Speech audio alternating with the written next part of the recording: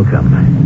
I'm E.G. Marshall. Why, you may ask, does everyone so eagerly wish to know the future? Shall we not arrive there soon enough? And what is this passion to foretell the future? Isn't it better to be surprised? And suppose you could read the future, what good would it do you?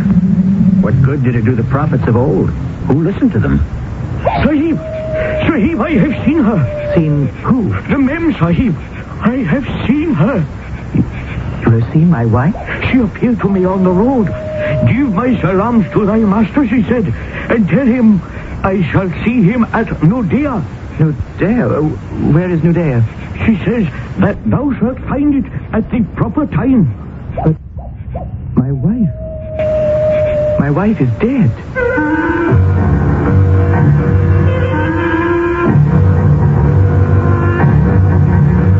Our mystery drama, By Word of Mouth, was especially adapted from a story by Rudyard Kipling for the Mystery Theater by Sam Dan and stars Court Benson. I'll be back shortly with Act One. The year is 1943 on Walton's Mountain. You'll want to share the heartwarming stories of love and sacrifice as World War II brings growth and change to America's favorite family. Next, the exotic beauty of Hawaii's tropical paradise is the setting for volcanic adventure and heart-stopping action with Jack Lord and an exciting new Hawaii 5-0 team. Then, Buddy Ebsen as Barnaby Jones, teamed up for a new season of suspense and drama with Betty and J.R. Barnaby Jones, the private eye who's easygoing on the outside while he fights to put the bad guys on the inside. Thursdays are a night to remember this fall on CBS television.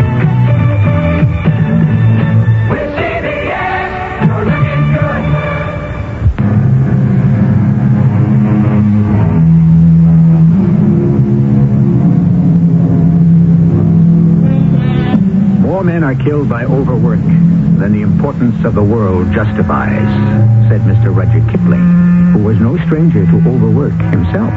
As a matter of fact, many of Kipling's stories are concerned with serious people who worked very hard and wound up with very little to show for it. Here's one of them. It shall be narrated in the words of the master himself.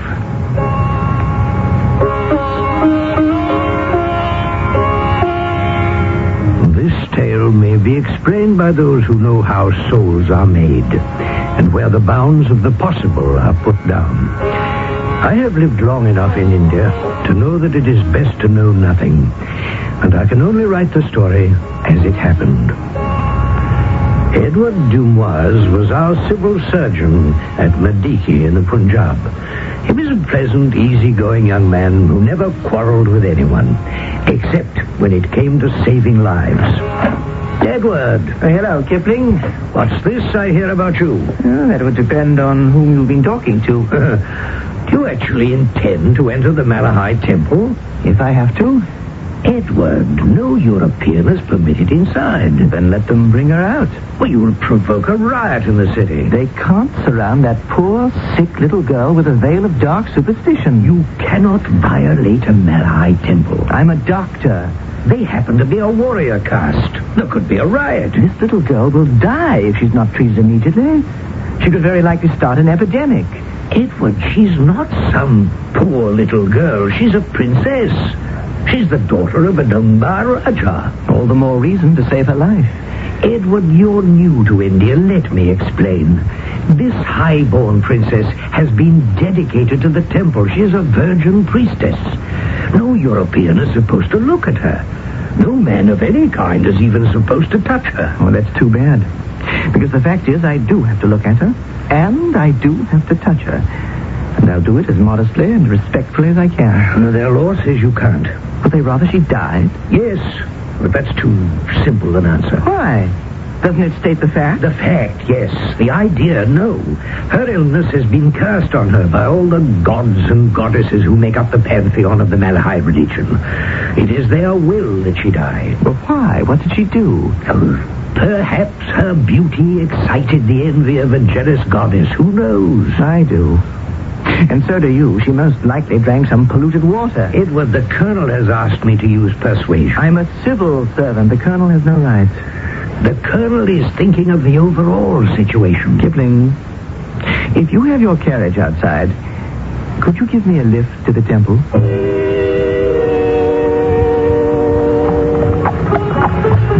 What could I do?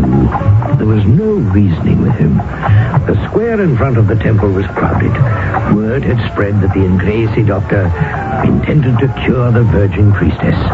The mob parted reluctantly to let my carriage through. But at the gate was the biggest, brawniest Malachi priest I have ever seen. And he had the biggest sword, too. What do you here, unbeliever? Why do you call me an unbeliever? I believe the same things you do. That God is good, God is great, and that all of us are his children. Go pray in your own temple. Am I not welcome to pray in yours? No. Why?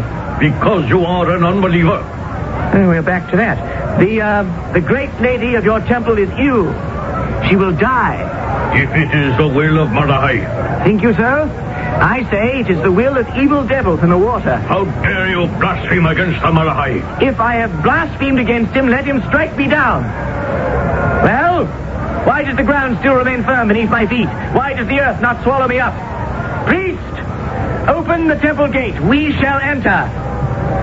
Do not try my patience, priest. I said open the gate. You within, open the gate.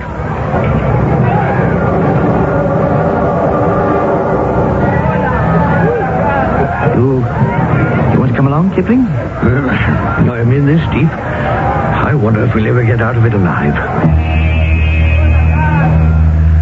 I had never been in a Malachi temple. I was not prepared for the riches, the beauty. The walls, it seemed, were of gold and encrusted with diamonds and rubies. Everywhere one looked were immense silver statues. What wealth, while the people starved. We came to a larger room. It was sparsely and simply furnished.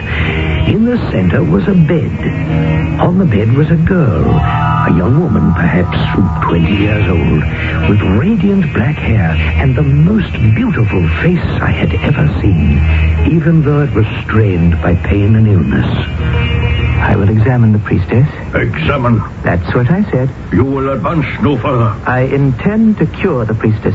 Weave your spell from where you stand. Oh, that's impossible. I must take a pulse, a respiration, study the coloration of her skin, give her this medicine. The Malachi forbids it. Then let the Malachi stop me. Edward, don't be a fool. Come back. Let's get out of here. Edward, before it's too late. It's too late now. Good morning, most reverend priestess. Do you speak English? I'm afraid my Hindi isn't very good. I haven't been very long in the country. Can you tell me where it hurts? No, Edward. Don't reach for her hand. Well, let me feel your pulse at any rate. Well, son, you've gone ahead and done it. Old man, you want to give me a hand here? I may as well be hanged for a jackass instead of a goat. Much obliged. Now, open up that medical bag. Give me the small bottle. That's the one. Edward. I think we can take the fever down. They expect her to die. She's not out of the woods yet. But don't you see, Edward? Now they can blame it on you. On me? You forced your way inside. You defiled the holy high priestess, and that's why she died. I'll take a larger bottle, too. No, the other one. That's it. It'll be an excuse for rioting, bloodletting. She has a chance. Well, Your Highness, you feel a little bit better? Can you breathe a little more easily? Yes. Don't try to talk yet. You there, priest. Listen. She is to be given a spoonful from this large bottle every 2 hours, a spoonful from the small bottle every 4 hours. They're not going to do what you tell them. But they have to. Do you think they would dare to touch any of your medicines? Well, if they won't take care of her, I'll just have to do it myself. And he did. He stayed 3 days in that temple and nursed her round the clock. On the 4th day, he staggered out of there and into my waiting carriage. She's going to be all right. She's going to live. She is? Yes. The fever's down. True color is back. She has an appetite. Yes, she's a healthy young lady again. How long do you think she'll live, Edward? I don't know what the life expectancy is in India, Kipling, but for a young woman of her rank and position... Well, I would say She might expect to live about a week. What did you say? She's been defiled by your touch. But I cured her. And since she's been defiled, she will be turned out of the temple. Her family also will cast her out. No one will have anything to do with her. But this is... This is the way it is. They will actually turn her out into the street? Yes. I find that impossible to believe. In India, find nothing impossible to believe. She'll be lucky if they don't stone her to death. It's my fault. Not really. If you hadn't treated her, she'd have died in any case. What's that? They're going to open the temple gate.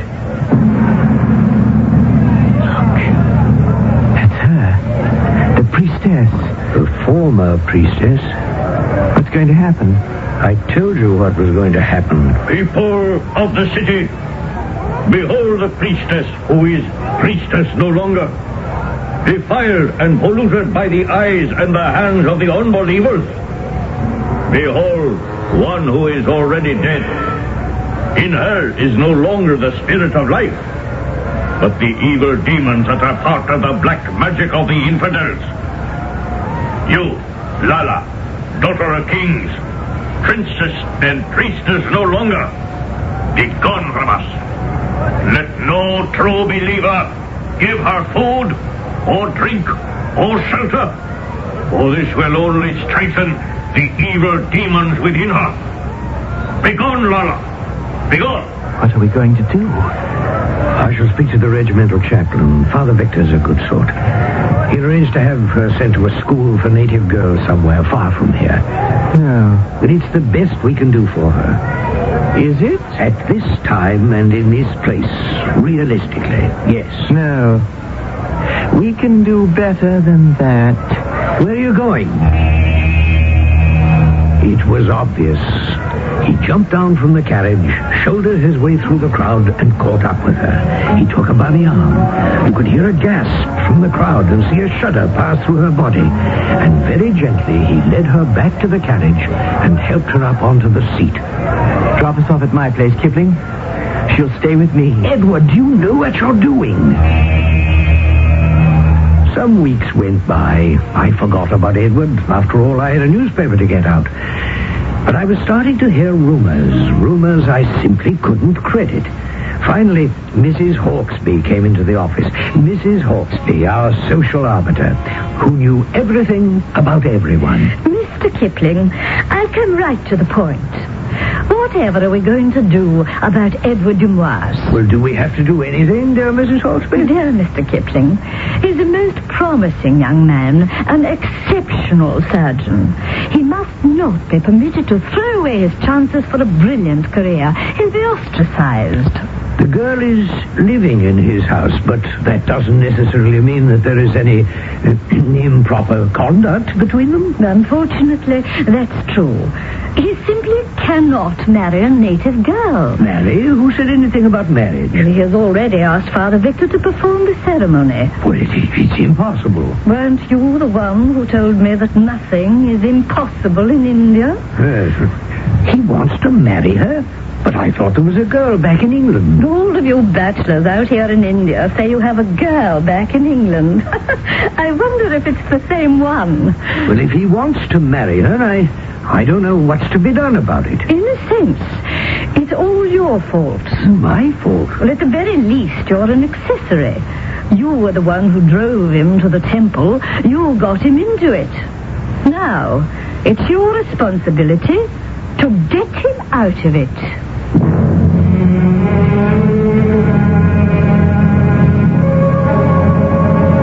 And thus, even before you have a chance to prepare your defense, you discover, as Mr. Kipling did, that the jury has already returned with the verdict. What they probably want him to do is to talk with Dr. Edward Dumoise, something he's already done before with very little success. Well, he gets another chance at it in Act 2.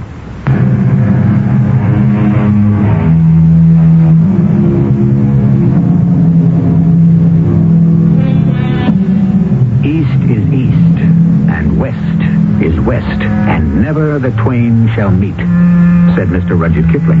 But here he has gone ahead and violated his very own tenet in the story that he has written for us. Because Mr. Kipling did stage a meeting between East and West. And not just a meeting, but a marriage. To continue. Are you feeling all right, Mr. Kipling? I haven't come here to talk about myself. I know. You've come to talk about me. Join the club. I know what you'll tell me. Physician, heal thyself. From what disease? From the worst disease a young man can catch. Nonconformity. Edward, you're sacrificing your prospects for a career. I'm not concerned with a career. All I want to do is practice medicine. And that's all you will do for the rest of your life. But isn't that exactly what I was trained to do? Edward, there are things to be considered in a marriage. Just one thing. Love. And we are in love. Love. She's beautiful, Kipling, the most beautiful woman in the world. And I agree, but this is India. Why does everyone keep saying this is India? This is India. Why are things different in India? She's beautiful now, Edward. Ravishing. But it doesn't last long. They bloom early, these lovely Indian blossoms, and they wither early. Well, she'll be 30 and she'll look like 60. Scrawny and bony, or else fat and squat. Why, excuse me, I'm only stating the conventional wisdom. Beauty is in the eye of the beholder, and her beauty is fixed in my eye forever. Have you stated your case, or is there anything else you might care to add?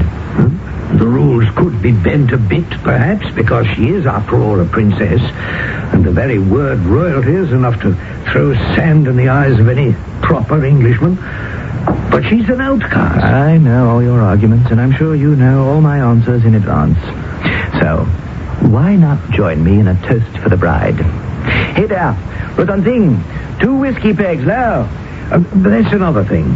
How do you manage to keep a native servant? Oh, Ratan Singh is a Sikh. He doesn't hold with this Malahai sort of thing. Besides, he adores her. Fairly worships her, as a matter of fact. Are you sure you're not being seduced by this romantic, youthful conceit of 2 against the world? I was hoping we could be 5. 5? Yes, thank you, Ratan Singh. Mr. Kipling likes his without... Oh, I see, you know. How is the princess?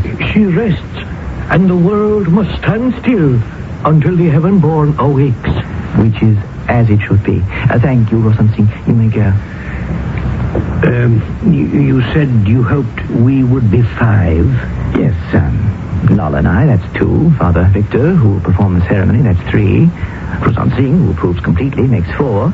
And I was hoping you would stand up for me. Oh. I'm sorry I asked. There's really no reason for you to become mixed up in this disreputable affair. Oh, nonsense. I'm considered somewhat disreputable myself. After all, I'm a writer, you know. To the bride.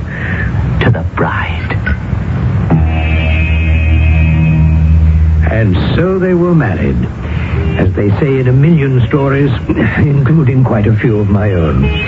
If I had thought she was beautiful when I had seen her lying ill in the temple, she was positively radiant at her wedding, and each day, if possible, she grew fairer. She was seen only on rare intervals, when she would ride in her carriage driven by the faithful Ratan Singh, and men would stop to stare at her, and women to sigh, and everyone was wrong about Edward's being cast out of society. He was besieged with invitations to dinners, balls, parties, but he refused them all. I'll come right to the point, Mr. Kipling.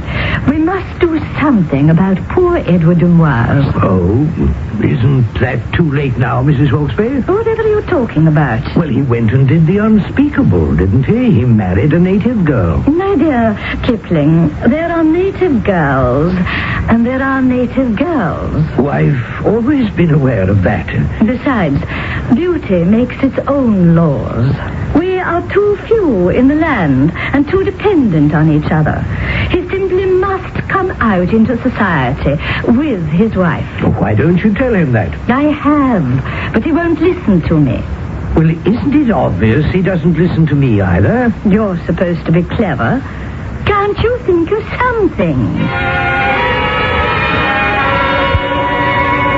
But I thought I would become an outcast, a pariah. Or so all my good friends took such great pains to tell me. What can we do with the world? Take it as we find it. Now, you must get out more. It isn't fair to Lala. Lala is quite content to remain at home. Well, then it isn't fair to you. But I don't care to go out. I have another life now. But of course you do. You're a married man. But that doesn't mean that nothing, no one else exists. Nothing and no one exists for me but Lala. Oh, dear. You must also live in the world. We have a world of our own. I never dreamed such a world could exist. I come home. It's as if I'm transported to another planet. A strange and wonderful place. I don't want to leave it. I don't want to leave her. We're so happy, Kipling. So happy. It was a marriage that was first sung in heaven and brought down to earth in perfect harmony. Of course, protocol demanded that they give the occasional dinner party. But these were few and far between. To visit their house on these rare occasions was a treat for the heart. She was radiant. Well, you're waiting for the serpent to enter this Garden of Eden, and I shall not disappoint you. One day, she fell ill. Is Dr. Maitland still up at Simla? Maitland? What month is it? April. Well, he usually goes on a hunting holiday. We could send someone to the hills to rout him out. I don't know what to make of it. She has a fever that simply won't go down. I've tried everything. Well, can you consult with anyone else? Maitland's the man for this sort of thing. Oh, we could telegraph Simla and ask them if... don't have that much time. Oh, I didn't know it was that serious. Well, neither did I till this morning. Kipling, if anything should happen, I just don't know what I shall do. Mind if I come in? Oh, Strickland. No, by all means. I hope I'm not interrupting anything. No, not at all. Just getting ready to close up shop and pop over to see Edward Dumois. How are things in the police department? That's why I'm here. In my official capacity. I've got Rujant Singh in custody. What? You've arrested him? Why? What's he done? He took after the high priest of the Malahide temple with a knife. Good. Fortunate thing, a few of my constables were nearby, else he would have killed the fellow. It'd be a rope for sure. Well, do you know why he did it? Yes, he claims that the Malahide have cast a spell, death spell on Lala. It can only be removed by the blood of their high priest. Do you believe this nonsense? What shall you do with him? I don't want to bother Edward at a time like this. I can release Roshan Singh in the custody of a responsible person. Are you willing? Oh, well, of course. Poor Edward. You think she's going to die? Well, don't you? It's all too beautiful, too perfect. And the gods are too jealous. The gods. You know what, Strickland? I think you and I have been in India too long.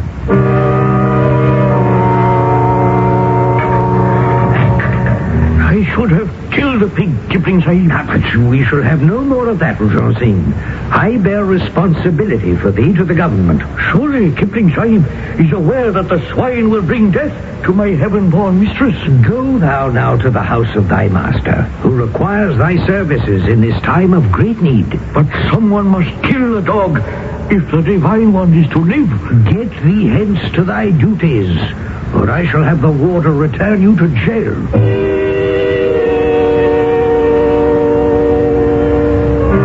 Sit amongst the miracles of the 19th century, the telephone, the telegraph, the incandescent lamp, the railroad, the steamboat, and to the average native here in India, these things are all works of magic.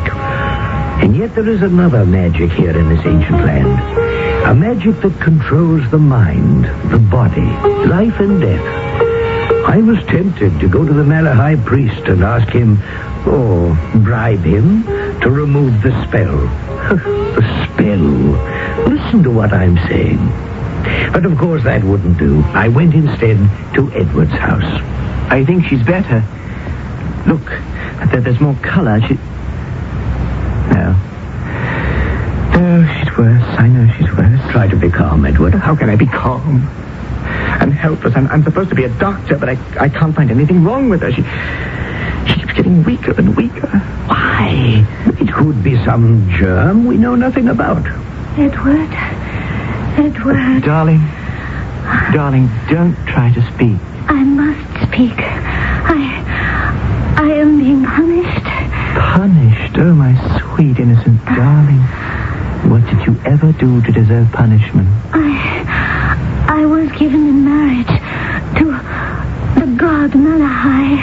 No, darling. I was the bride of the god Malachi, and he summoned me to his palace in the heavens. Now, you mustn't say a thing like that, dearest. And so I lay there on my deathbed in the temple, waiting for him. And then I saw you, and I became false to my vow, because I fell in love with you, Edward. Darling, try to preserve your strength. And you fought with him for me, and your magic won. But you cannot triumph for long, because you are only mortal, and he is a god. Just hold on to my hand, Lala. Here, hold my hand. He sends for me. Darling, you're going to get well. I must leave you now, but I shall meet you very soon in Nudea. Hold my hand, darling. Come to me in Nudea. Edward, remember Nudea. Remember. Lala? Oh,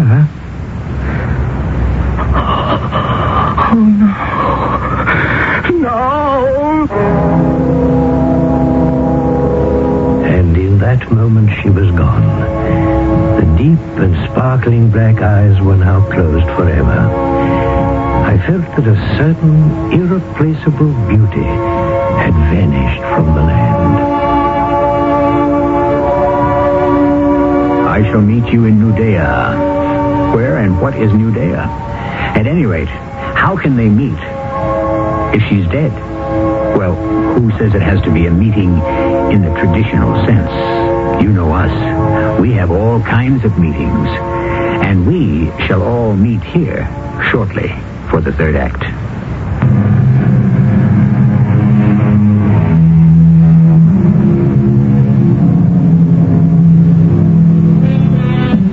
Till death do us part has always been an integral element of the marriage vows. But here we seem to have a marriage that is supposed to endure whether the participants are dead or alive. It's Mr. Rudyard Kipling's story. Let him continue to tell it. Everyone at the station turned out for the funeral. Poor Edward. He broke down utterly at the brink of the grave and had to be taken away. After a while, he went back to work. He did his usual competent job, but he refused to be comforted. He obviously needed a vacation and a change of scene. I tried to convince him to take one. I don't feel like going on leave. But do you the world of good, Edward? There's no good left in this world for me. Oh, could you do me a favor? Ask. You have all those maps and atlases, encyclopedias in your office. Find out where Nudea is. Nudea? Lala mentioned it just before she died. Nudea? Well, I don't know what it can be. She was delirious, poor girl. Nudea could refer to almost anything. Could you try to look it up? There are thousands and thousands of remote towns and villages all over India that are completely unknown to the rest of the country once you get walking distance away.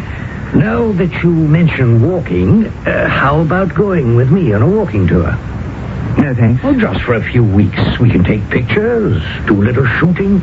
Come on, Edward. You just can't stay here where every stick of furniture, the very paint on the walls, keeps reminding you of Lala. Wherever I go, I'll always be reminded of Lala. Well, then, let's go to the hills and breathe the clear, cool air and shoot the tiger with a gun or a camera, whatever you fancy. I talked him into it finally.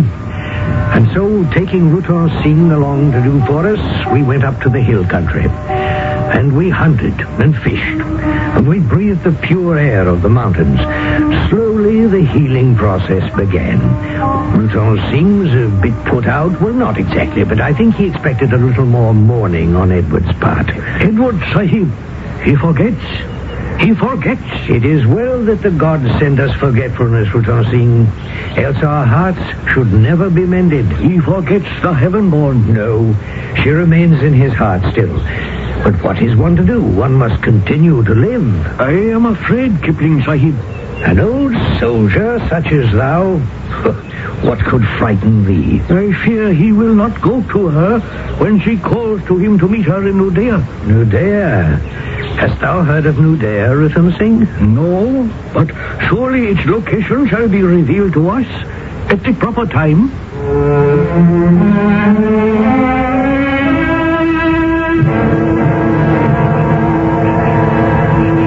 Beautiful night. Yes. And so peaceful. Is it? Really? Listen. How quiet. On the surface. There's no peace in India, Kipling. And you know it. We're a handful. And we rule over hundreds of millions. Underneath, you can sense her seething. One day they'll rise up against us. Drive us out of the land. Perhaps. You doubt it? Neither of us may live to see it. We must prepare them for that day, Kipling. So that when we are tossed out of this country, they shall be able to rule themselves decently. I understand. You're closer to these things than I am. Are we preparing them? On the whole, yes. There are those who believe we could be doing more. I don't know. We must drive out these base and ignorant superstitions. My wife, you only saw beauty in her, but there was more. There was a woman of remarkable intelligence. And yet, you heard her on her deathbed. Yes. She devoutly believed that she was betrothed to a god, that he sent for her. You know, while she spoke those words, I believed it too. So did I. How long have we been away? I don't know. I seem to have lost track of the calendar. But that's a sign we're having a good time, isn't it? Yes, we are. But it's over. I have to go back to work. I have sick bodies to look after. And sick minds. He seemed to have changed from a boyish, pleasant, happy-go-lucky chap to a mature man of serious purpose. He said his work would be a monument to his dead wife, and the best way to mourn her would be to help liberate her country. One night, we were sitting on his veranda when we saw a man running toward the house. Why, it's Rutan Singh. Oh, impossible. I never saw him like that. Why, you're right. Sahib! Sahib! What is it, Rutan Singh? Why dost thou run like the Nilgai that is being chased by the tiger? Sahib! The man appears frightened out of his wits. What is it? I have seen the heaven-born. Thou hast... What? I have seen the man, Sahib. Thou hast seen her in a dream. Nay, on the road. Where? Near the village. She was standing by the side of the road. She was wearing the blue dress. She lifted the veil of her bonnet. Rutan Singh, she said, give my salams to the Sahib and tell him I shall meet him next month at Nudea. Where? Nudea. Yes. Then, what did you do? Then I ran away because I was afraid, Sahib. Go there inside. Have something to eat. But I saw the heaven-born. The Sahib must believe me. I believe you. I see her myself every day, every night. Always. Now go inside. Eat. Rest. I will do as the Sahib commands. You see how much work we have to do with these people, Kipling? Only with these people, Edward? And ourselves. Kipling, Sahib. Come in, Rutan Singh. Sahib, I have seen the heaven-born. What, again? Even so. Well, hast thou spoken of it to thy master? No. And why not? the heaven-born appeared to me again in the ploughed fields behind the house. And again she said, Rutan Singh, give my salams to thy master and say to him that tomorrow I shall send for him to meet me in Nudea. Tomorrow? Even so, Sahib. But I fear greatly to say this to my master. Why? Because he will go to her. Well, it seems to me that only a short time ago thou wast afraid he would not go to her. That was when I was blinded by my grief. And now? Now I know he will go to his death. And he must not. He is needed here. We have so many sick, so many, and he must heal them. Therefore, I shall not give him the message from the heaven-born. Is this right? Thou art a man, Rutan Singh. The decision is thine. I have already made it. But another decision had also been made at the government headquarters in Simla. The Surgeon General had sent a telegram to Dr. Edward Dumoise at Murdiki in the Punjab. Terrible outbreak of cholera in Nudea in Bengal. Doctors urgently needed. Request you volunteer for service if you can be spared from your present duties. Detailed instructions of how to travel to Nudea will follow. Nudea? There's no question about it. I'll go. Edward, wait. Can you be spared? For a few weeks, a month or two, why not? The patent can cover for me in case of any emergencies. Edward, you haven't been ordered. I've been asked. Cholera. It kills more doctors than patients. Well, that's no reason to refuse. Sahib, I have heard the news. Good. Start thou then to pack a kit. No, Sahib. No, do not go. What is this? The Sahib goes to his death. Go to thy room and begin to pack. Sahib, it is not right. Go, Ratan Singh, I command thee. Edward. What is it? Don't go. You too? Don't go. You won't come back. I can't think of that. How did she know about Nudea? Tell me how. Well, you said she was delirious. She was raving. She spoke a word. We don't even know it was Nudea. It's a coincidence. Those are your own words. They were my words. Then for all your education and background, the fact is you believe in superstition. I neither believe nor do I disbelieve. I'm only saying that if you go, you have every chance to die of cholera. It's true. But I have no choice. My dear fellow, you can plead heavy workload here. No one will think the less of you. If I refuse to go, my work here will be over. Nonsense. My useful work, my larger work, my work against the diseases, not just of the body, but of the mind. I don't see how. Everyone will say I stayed home because I was afraid to face my fate. No nonsense. Shall I then tell the native mother that her child does not get sick and die because there is an evil demon who wishes to eat him, but simply because she did not boil the water he drinks? You see, Kipling, I cannot convince the people by showing them germs under a microscope. I can only go to Nudea to fight against fate. But if you die there, what good would that do? At least I will have died fighting evil. And I will not have been proved wrong. I will only have lost a battle. My successor will have a chance to win the war. But still, I have no choice. And you know it. I'm right. Yes. You're right. I never saw him again. 3 weeks later, I received a telegram from the Chief Public Health Officer at Nudea, a remote village in Bengal, which was in the heart of the plague area. And it said that Dr. Edward Dumoise died suddenly of the cholera, after working day and night without rest. As a personal note, the surgeon added that he died with a smile on his face. I would like to believe that Lala was waiting for him. But he is not forgotten. Rutan Singh carries on. Daily he walks through the village, admonishing, threatening. Mudhead, boil that water. You there, wash the child's hands before he is permitted to eat. Open the door. Let there be fresh air and light. Why has this little one not been taken to the dispensary for the vaccinations? Fools! There are no evil spirits. There are only germs.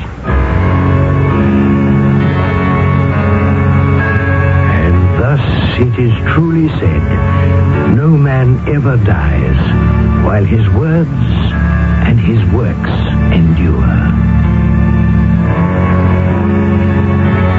Amen. And the words and the works of men like Edouard Dumois continue to this day, even though India is no longer the British Raj. And whatever human glory that faraway land achieves in times to come, men like Edouard Dumois shall be a part of it. I shall be back shortly. And now, Kava Classroom. 30 intellectual seconds of coffee drinking pleasure with smooth and friendly Kava Instant Coffee. The great tasting coffee that's 90% acid neutralized. Kava is good news for us smart guys who are sometimes bothered by ordinary coffee. Because acid neutralized Kava means less acid in the cup. So graduate to the smooth coffee. Have a cup of 90% acid neutralized. Try Kava, the smooth and friendly coffee. I'm not the handiest person in the world, but nowadays do-it-yourself home repair is almost a necessity. I try painting and even woodworking, but I never dabble with electricity because it can be dangerous and not forgiving of carelessness. Yes, Americans are learning how to do more with their hands, and hopefully are not forgetting some of the old rules, like never mixing water and electricity, and using only a qualified electrician to work on house wiring. A public service announcement from Underwriters Laboratories in this station.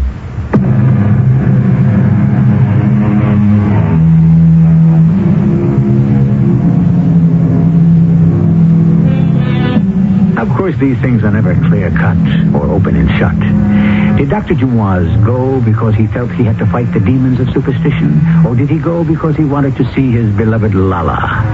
That depends on you. Because it depends on what kind of story you want. If you're looking for a tale of heroism and dedication, you can choose the first interpretation. If you want a tale of romantic love that endures beyond the grave, you may use the second. You see, with us, you can have it both ways. Our cast included Court Benson, Carol Teitel, William Griffiths, and Russell Horton. The entire production was under the direction of Hyman Brown.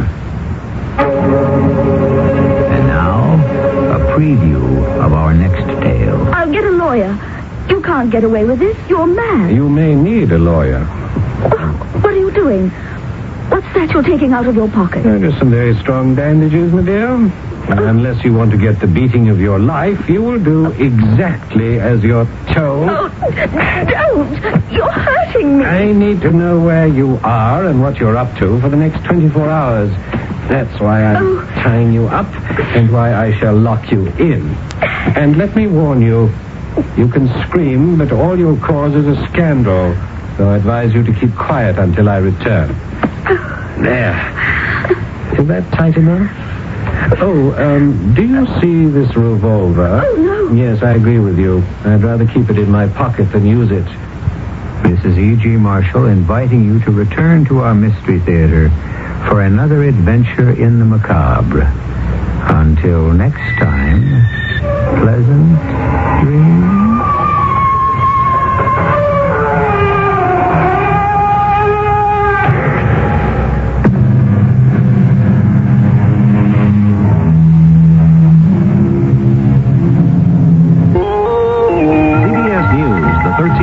Hostages freed by Iran are heading home. This is Doug Poling reporting on the CBS Radio Network. The hostages underwent medical checks at a U.S. hospital in West Germany and are flying back to the United States. Their plane is due to land at Andrews Air Force Base outside Washington about 9 hours from now. 49 other hostages, most of them Americans, remain inside the American embassy in Tehran, where they've been captive since November 4th.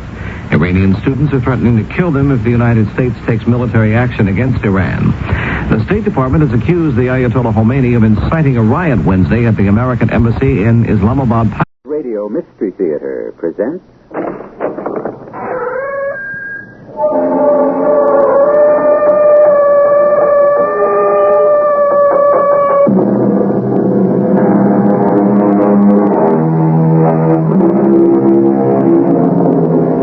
Come in. Welcome. I'm E.G. Marshall. I'm sure you know by now that the door you have just entered leads to a strange world, a land of forbidden fancies, peopled by giants and pygmies, kings and cobblers, saints and sinners. Happy children play in its streets, while just behind lurk iniquitous monsters. Unspeakable crimes are committed here, and acts of breathtaking valor. You are the sovereign in this place. It is the realm of your own imagination. Our story this time searches one of its deep recesses, the hidden place of fear.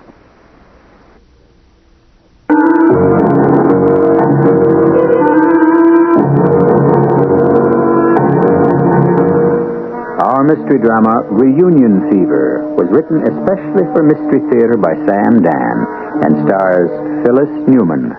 It is sponsored in part by True Value Hardware Stores and Buick Motor Division. I'll be back shortly with Act One.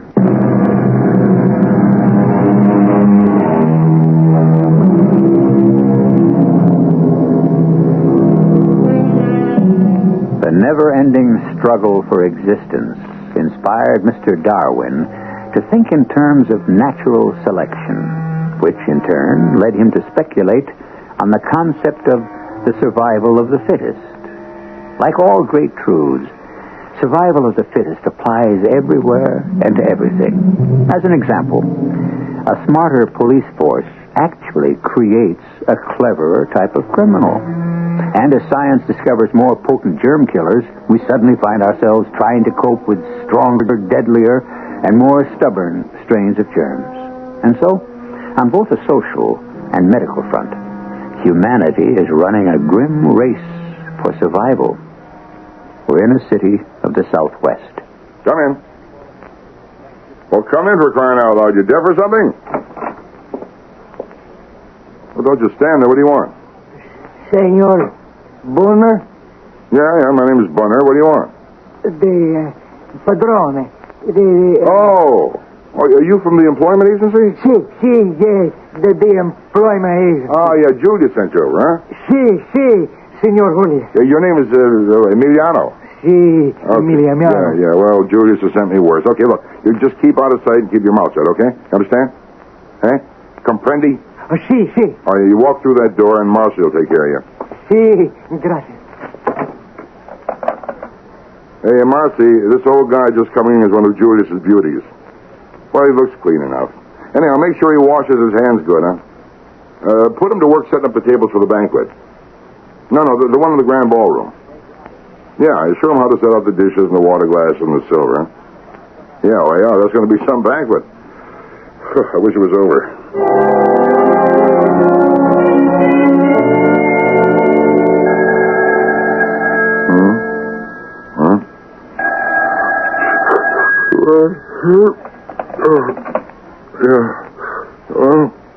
Hello. Hey, you know what time it is? It's 4. Well, it's after 4 in the morning. Did I what? Why would I want to tune in the news? Well, what do I care about? What are you saying? Marcy, I'll call you back, huh?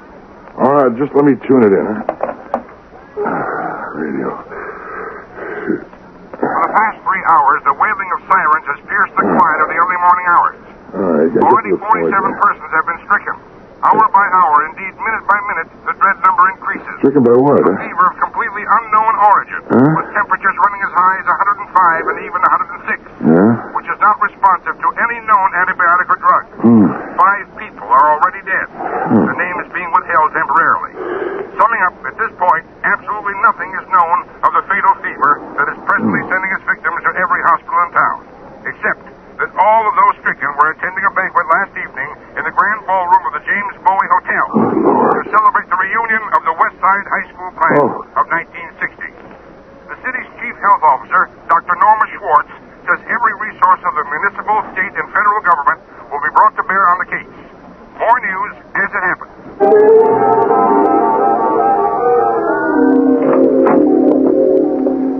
Dr. Schwartz? Hello, Mr. Bunner. Please, sit down. Doc, what's going on? Have you been listening to the news, reading the newspapers? For sure. Then you know as much as anyone else. Yeah, but 47 people are in the hospital. That's now 58. But why? We can't diagnose it. We're getting help from all over the country, but nobody recognizes this thing. Now, look, Doc.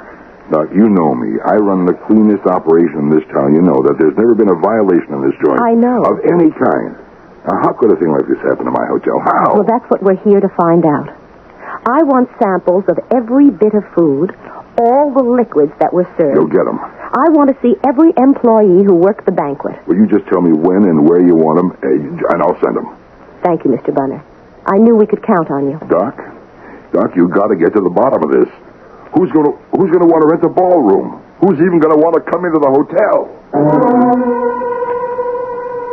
The latest number in the mysterious disease, which has been called reunion fever, now stand at 13 dead and 64 in the hospital. This is from a total of 276 persons who attended the event.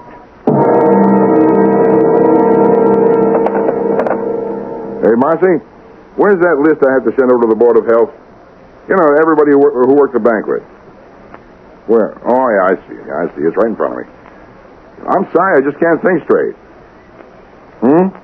What's whose last name? On the bottom of the list here? Oh, Emiliana.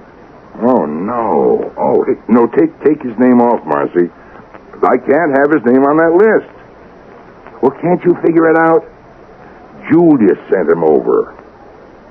He is an illegal alien. He'll get deported. We'll get fined. Look, just type the sheet over again and leave this Emiliano off it, huh?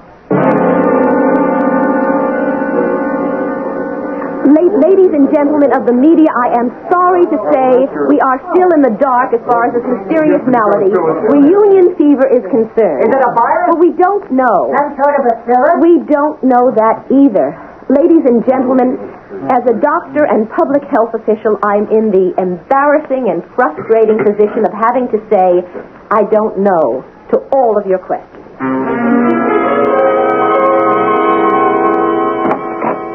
Maynard. Yes, it's Maynard. Where were you? Well, where do you think I was? Working. I called your office. I called you and I called you, but you were out. Where were you? Now, listen, Crescent. You were out with another woman. I was not. I had to go to the highway to check out a road crew. Oh, Maynard, I'm so scared. You know how scared I am? Oh, now, Crescent. I could die. That's how scared. Now, baby, you don't have to be scared I'd ever take up with another gal. Now, you know I only love you. You mean that, Maynard? Do you really mean that? Cross my heart and hope to die. Oh, Maynard, you just made me so happy. Oh. What is it, Crescent? The letter. The letter. What letter? The letter that came for you. This letter. Cressida, This letter's been opened.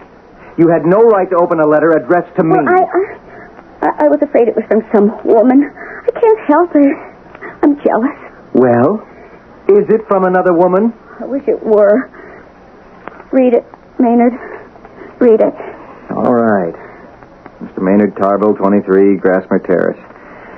Dear Sir, you attended the reunion of the West Side High School class of 1960 at the Grand Ballroom of the James Bowie Hotel.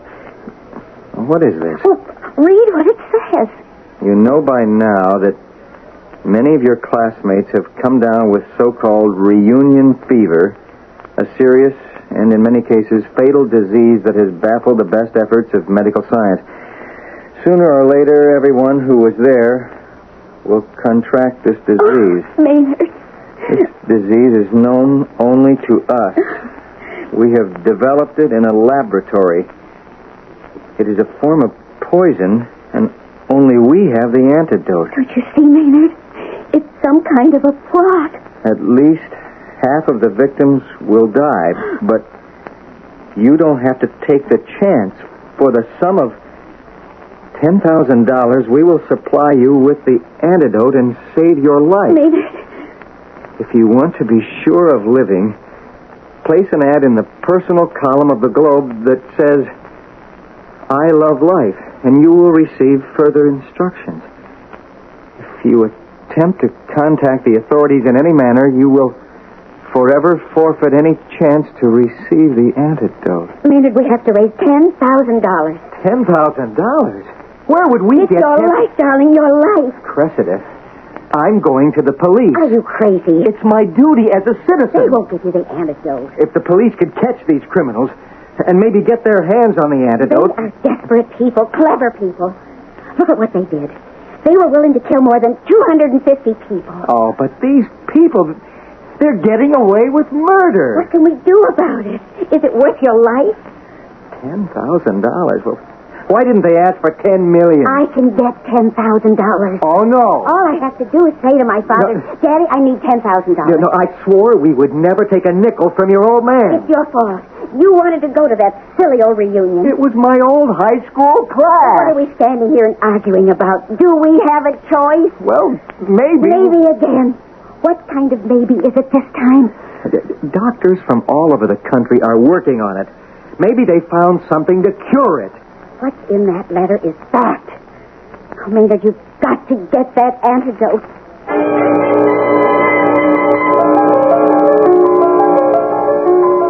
I can't see anyone. I don't have a minute. Look, have them explain it to you. Oh, all right, let him in. Yes? Come on in. You're Mr. Tarbell? That's right. Maynard Tarbell. Tell your boss I want to see him. My boss? Yeah, I understand the head doctor here is Dr. Schwartz. I'm Dr. Schwartz. Oh, yeah. Huh. Well, that's me. I always put my foot in it somehow. Mr. Tarbell, please state your business. Here. I really thought you had to be Dr. Schwartz's secretary. Mr. Tarbell, I'm very busy. Look, I want to apologize. Dr. Schwartz? No, look, I told you, we'll make a statement to the press as soon as we have something to go on. At this point, we do not know the cause of reunion fever. Look, excuse me, Dr. Schwartz, but I guess we do know the cause of reunion fever. What? What did you say? That's why I came to see you. I decided it was the right thing to do, and that means no matter what happens, it's the only thing to do. What are you talking about? Well, here. Read this letter. Red Purvis was the best friend I had in high school, and he died last night. And so did a lot of other guys and girls I knew. I guess I have to do something about it. This letter came to you in the mail? Yes, Doctor. And who else knows about it? Cressida. She's my wife. You're a brave man, Mr. Tarbell. A brave man and a good man. Get me Lieutenant Rayfield at homicide. Yeah, this is some letter, Dr. Schwartz. Well, obviously, we are now dealing with a murder plot, Lieutenant Rayfield. This is the letter in the envelope it was mailed in. It's been well handled, so we have no chance for fingerprints. All right, we'll just have to run it down. Now, one thing I don't understand concerns you, Mr. Tarbell. Yes, Lieutenant. Don't you believe these guys? Believe them? Well, yes, sir, I believe them. I most certainly do believe them. And what are you doing here? Here? It says if you attempt to contact the authorities in any manner, you will forever forfeit any chance to receive the antidote. So what are you doing here? I think Dr. Schwartz and myself, we're the authorities. Why did you show us this letter? It's my duty as a citizen. Yeah, I know all about that, and I don't believe a word of it. Hey, look, Lieutenant, I can't figure you out. I mean, people are dying left and right from that thing, and any minute you could come down with that fever. $10,000 is certainly cheap enough to save your life. If I come in here, you could be signing your own death warrant. Why? Oh, Lieutenant, isn't it possible that some people may be motivated by idealistic considerations? Oh, sure. In the movies, in the books. Because that's what we'd like to believe. But you and I, we can't afford to believe that way. I mean, you're a doctor, I'm a cop. We know how people behave when life and death are on the line. But still, there are those few people... Yes, every now and then you run across a saint. And somehow, I don't think that's you, Mr. Tarbell. So, I'm going to ask you that question again. Why are you here? Well? Lieutenant, I have a confession to make.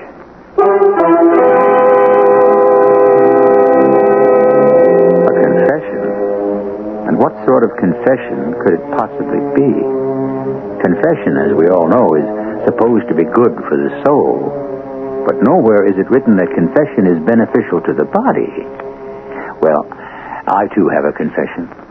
I shall return shortly with Act 2.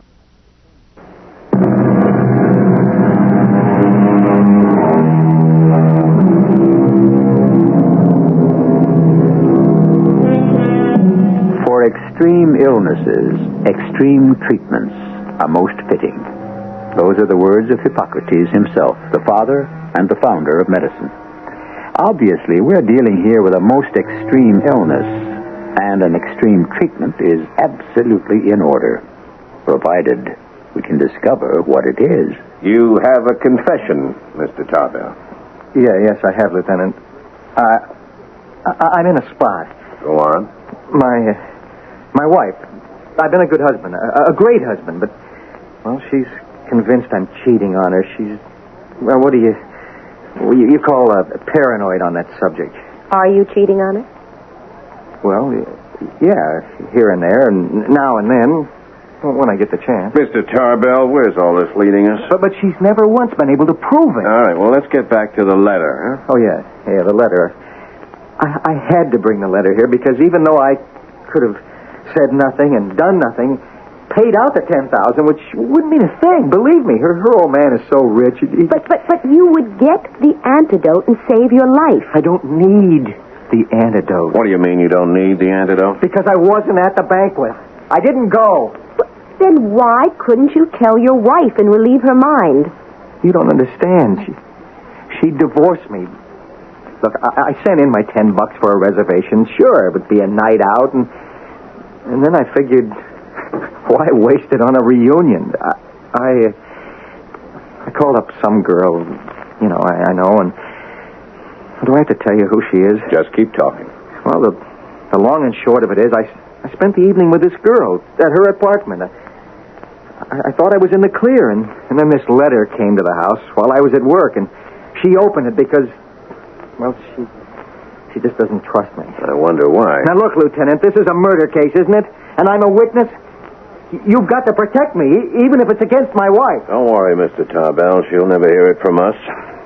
And you have done your duty as a citizen. Well, what should I do now? You say you can get the money. Oh, just like that. I'll bring it here, we'll mark it, and you will follow the instructions. Any luck with the toxicologist, Dr. Schwartz? So far, nothing. The top people in the field are working on it. The class of 1960. Someone is trying to destroy it. But why? Well, high school can be a traumatic experience. Have you checked on the kids who are unhappy, unsocial, resentful? Well, I had a session with the principal. She was supposed to be at the banquet, but fortunately she was ill that night. We had a meeting with some of the teachers and guidance counselors who were there during the years 1956 through 60. Yeah, they remember that class very well. We discussed each student. And? Everyone who seemed to have even the slightest problem, the tiniest grievance. You know something? Everyone is accounted for. Everyone? Well, one way or another. One boy died in Vietnam, one girl died in childbirth. 5 of the most likely candidates evidently weren't that unhappy because they attended the banquet, and all of them are in the hospital. But those were the ones who could be spotted. Many kids just nurse a silent grudge until one day... Yes, I know. I'm just saying we ran that lead as far down as it could go. What kind of poison could do that kind of job on people? Nothing that we know of so far. Come in. Yes, Mr. Tarbell. I got the money. Good. We'll mark it with an invisible die and put the ad in the Globe. Yeah. I love life. I know she's busy, but I got to talk to her. Yeah. Look, you said she'd return my call yesterday, and the day before, and the day before that, and okay. Yeah, I understand. Yes, thank you. Yes, goodbye. Marcy, will you come in here and take a letter, huh? Oh, boy, I am definitely getting a run around here. Oh, Marcy, come in. Sit down. Now, look, you write this exactly the way I'm giving it to you, okay? To Dr. Norma Schwartz, Chief Health Officer, and so on and so on. Dear Dr. Schwartz, I know you're busy, but for crying out loud, I cooperated with you, didn't I? I turned the joint inside out and upside down. You want to put me out of business? Can't you make a statement saying that whatever happened, it wasn't the fault of the James Bowie Hotel, for 50 years, the landmark of Southwestern hospitality, unquote, okay? Now, you type that up and send it right out. And don't change a single word, even if you did go to college. I'll cut for crying out loud and change joint to hotel, okay? Okay. And don't mail it. I don't want it to get there next Christmas. Have somebody deliver it by hand.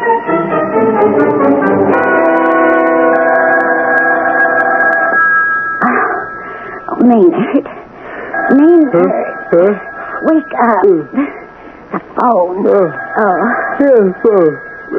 Oh, my gosh, it's 3 in the morning. Answer it, Maynard. Answer it. All right.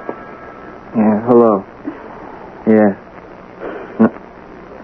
No. Don't worry. I'm not going to try to trace the call. Yeah. What do you want me to do? Maynard, is it... Yeah. Okay. No. I won't tell anybody. Yeah, I got it. Hello? Oh, they hung up. It's about the antidote. Yeah. What do we have to do? I'm not allowed to tell you. But I'm your wife. I know, honey, but it would be dangerous. We have to share danger and everything. Who are you calling? It's Lieutenant Rayfield's home number. Oh, the police. Oh, you bet your life the police. No, Maynard, no. Hello? Yeah, Lieutenant? Maynard Tarbell. I just got a phone call. Maynard. I'm supposed to go to the corner of Crescent and Main and just wait for somebody. Are you to bring the money? Yeah, in an envelope. When? In exactly 1 hour. Okay, do it. We'll see the place is covered. Yeah, okay. Maynard, what did you do? What had to be done? These people, they'll be watching the place. They'll see the cops. Cressida, please, I don't care how clever the police think they are.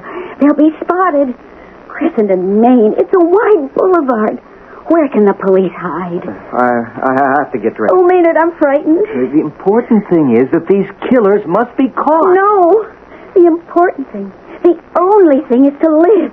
You have to get that antidote. I'm going to get the antidote. Not if they see the cops. And then you'll be through. Oh, Cressida, baby. Everything's going to be okay, I promise. No. Look, I'll be back right away. No, Maynard. No, honey. I have to go. And that's all there is to it.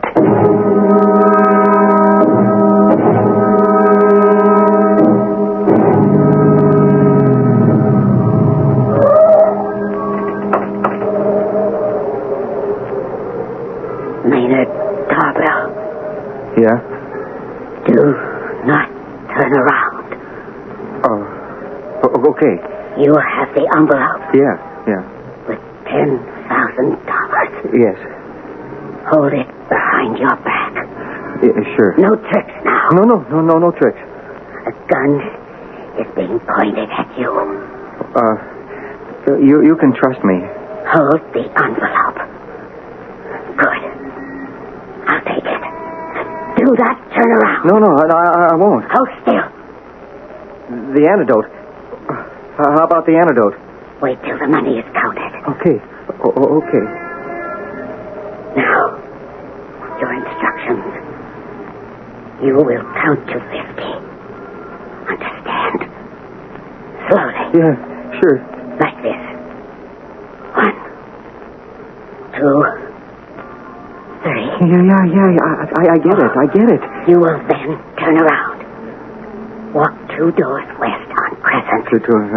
Turn into the vestibule at number 88. Number 88, Crescent. Yeah, right. Lean against the inside door. Mm-hmm. There is a small bottle. That is the antidote. Take it. Oh, okay. Start to count. Well, with With the help of Maynard Tarbell, it appears that the police have led the perpetrators, as they are called, into a trap. Surely the net must catch the fish. After all, this is the kind of thing the police do extremely well. So this should be the end of our story, except for the Department of Loose Ends. However, the seasoned listeners among you know that this kind of thing can never end here with Act 2. I shall return shortly with our final act.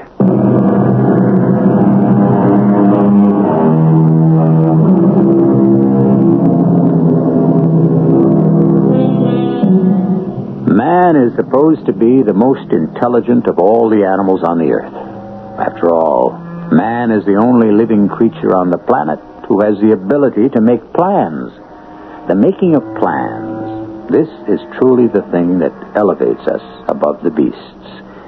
And yet, when one considers what happens to so many of the plans we make here below, one wonders how great a gift it is indeed. Dr. Schwartz, I've got the antidote. Right here in this bottle. The antidote? Yeah, look. Get this to a lab or wherever you have to have it analyzed and do whatever you have to do to, well, what you're supposed to do. Maybe we can save some lives. The antidote? Look, I didn't wait for anything or anybody. I looked up your address in the phone book and, well, I got here as fast as I could. Dr. Kravik? I know what time it is. Forget it. We have an antidote to reunion fever. I'll explain everything later. Just get over here as quickly as you can. Pick it up and go to the lab. Right. I got the phone call, and the voice said to go to the corner of Main and Crescent. I tipped off Lieutenant Rayfield to have the place staked out. Were you able to see any... I wasn't going to take any chances. I did as I was told. Whoever it was grabbed the money and took off, but the cops were there to bag him. Oh, wonderful. Oh, I knew how important the stuff was, so I didn't hang around or anything. I just rushed over here with it. Well, you did the right thing. But most important, we know Lieutenant Rayfield was covering you. The criminal or criminals must have been caught red-handed. We can find out from them just what the poison is. That would save time. I mean, it could take days to analyze that antidote. It could even be possible, but this way... yes? Lieutenant Rayfield.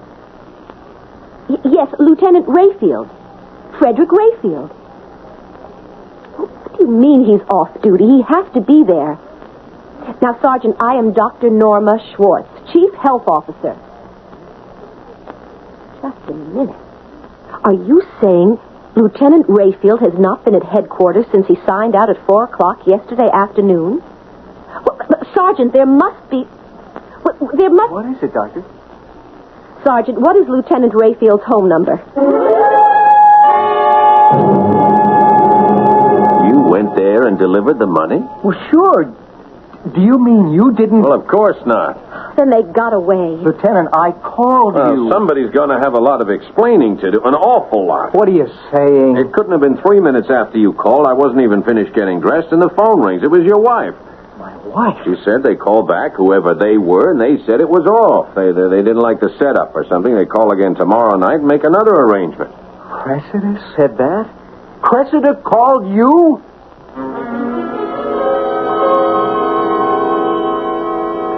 I'll tell you why. I was scared. Mrs. Tarbell, you had no right to interfere With what? With what, Lieutenant? How were you fellows going to be able to plant yourselves without anyone being wise to you? All I did was protect my husband's life. That's more important to me than anything or anybody. But Cressida... That's nothing. All I know is you've got that antidote. All I know is you're going to live. And that's all that counts.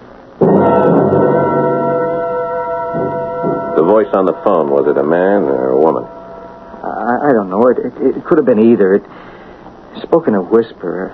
How can you tell? And you didn't see the person who made the pickup? All I heard was a voice. Yes, and also a whisper, you said, huh? Yeah, it said there was a gun being held on me. I was told to pass the money back without looking, count to 50, and go to the vestibule of number 88 Crescent and pick up the antidote. Did you see or hear anything you might be able to recognize? Lieutenant, I wasn't bothering with any of that. I thought you guys had him trapped. All I wanted to do was get my hands on that antidote. Dr. Schwartz? What's that? You're positive? Yes, Dr. Kravitz. Well, at least we got the antidote out of it. I see. I'm afraid we didn't. What? Unless it's sugar and water. Sugar and water? That is what is revealed by chemical analysis. But it can't be. $10,000 for sugar and water? Cold-blooded killers. All right, let's get to some of the others on the list. Ask them if they've received a similar letter. That's already been done. No one will admit to getting one. But surely... Everyone's scared. I can understand it. But now we can say to them, look, don't be fooled. It's a scheme to get money. This is all it is, sugar and water. No one would believe you. So, what are we going to do? All right, Doc, let's start at the beginning. Somebody is out to destroy the West Side High School class of 60. Who? Why? We've asked the principal, some teachers. Okay, here we have Maynard Tarbell. Maynard, who among your fellow students would want to wipe out the whole class? Well, there was a time when I wanted to. I did a lot of work for the school, and when I ran for class president, they gave it to somebody who never did a lick. Yeah, all right, who else? Well, there was one kid who really got razzed all the time. He stuttered, and people would laugh. Whatever happened to him? His name was, Banks, George Banks. And I checked him out. He's the one who was killed in Vietnam. Anybody else? Maybe someone a teacher wouldn't know about, but a student would. No, forget the students. I can think of a teacher. A teacher? Yeah, she was kind of an old maid, wore a lot of makeup and dressed funny. She taught French. And between you and me, I don't think she was all there. Anyhow, she's the teacher the kids played all the tricks on, and some of them were pretty mean. Like, she'd open a desk drawer and it'd be a snake, you know. Yeah, that sounds like a great school. Well, the idea was to get her to lose her temper, because then she'd turn purple and you'd swear her hair was standing on end, and she'd scream at everybody at the top of her lungs.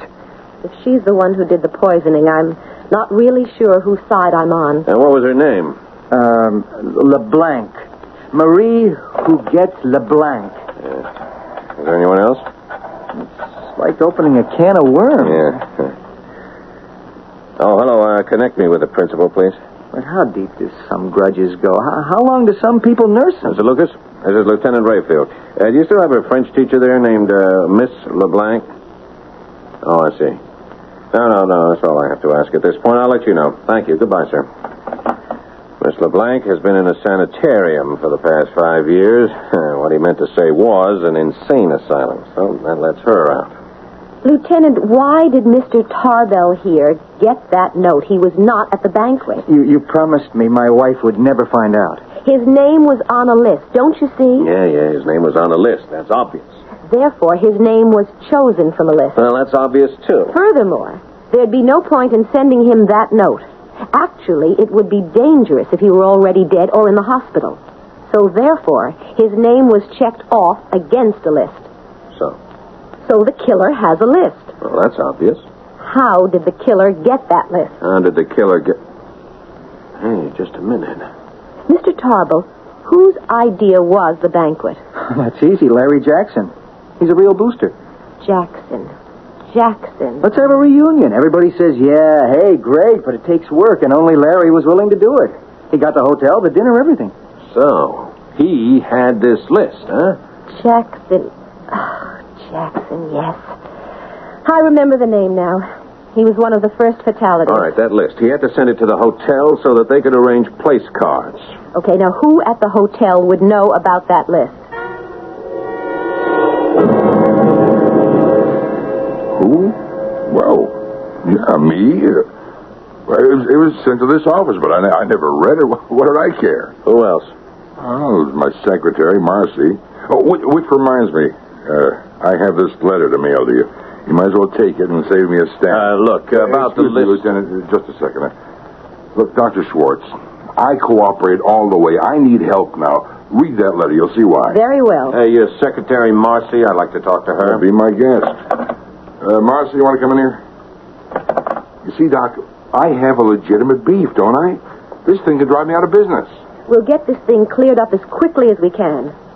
I understand your position, Mr. Bunny. I know you understand, but what can you do about it? What could I do about the 21 people who died? or the 70 who are still in the hospital. Oh, Marcy? Come on in. This is Lieutenant Rayfield and Dr. Schwartz, and this young man... I'm sorry, I didn't catch your name. Hey, it's Marcy. Marcy Wilson. You remember me? Yes, you're Maynard Tarbell. Marcy. She's also a member of the class of 60. Did you go to the reunion? I'm sorry. I shouldn't have asked. Oh, well, I do banquets for a living. I just wouldn't go to one for fun. Why shouldn't you have asked, Mr. Tarbell? Huh? What do you mean, Lieutenant? What did you want, Mr. Bunner? Just a minute. Why shouldn't you have asked her if she'd gone to the banquet? What are you trying to hide, Mr. Tarbell? Nothing. No, nothing. You said, I'm sorry, I shouldn't have asked. What does it mean? Nothing. It's just a way of talking. I mean, if someone didn't go to a banquet, I have no right to ask why. But how do you know she didn't go? She just said so, didn't she? Yeah, she said so after you asked. Well, Marcy? Marcy, what did you do with the $10,000? What are you talking about? Suppose Lieutenant Rayfield were to get a search warrant. Would we find it hidden in your home? I don't know what you're talking about. This letter you typed for Mr. Bunner, it was addressed to me. Now, would the type be the same as the letter you wrote to Mr. Tarbell? No, I didn't do anything. Why did you poison those people? Oh, good Lord, no. What is it? I'm sorry, Marcy. I'm truly sorry, but I have to tell. You can't. You can't violate the school honor code. Only the awards committee knows, and they all swore... Marcy, this is murder. Well, that was the year the students voted on who was to get the medals at graduation, and Marcy was supposed to get the honors for chemistry. Chemistry? Yeah, but Larry Jackson called a meeting of the awards committee and charged Marcy with cheating. He was jealous. He wanted the medal. We held a closed meeting, and after hearing all the evidence... It was all lies. We decided that Marcy was actually guilty. Nobody else knew about the trial.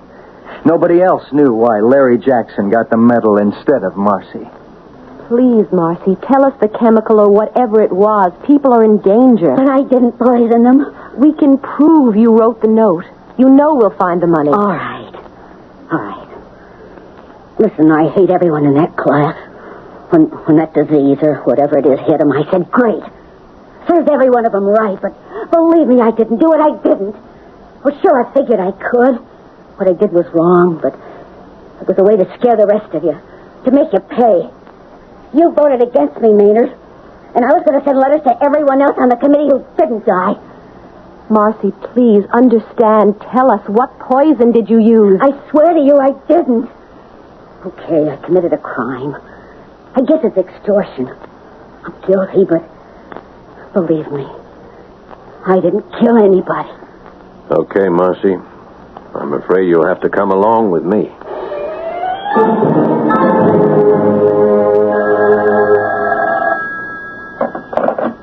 Hello? Oh, Julius. Yeah, look, I need some kitchen help. What about that, what's his name? That Emiliano? You know, the old guy. Yeah, well, they make the best workers. They do the job to keep their mouth shut. Because they're aliens, you don't have to list them. You know what I mean. Well, send me that Emiliano guy. Huh? Oh, he's gone back to his own country, huh? Well, send me somebody just as good.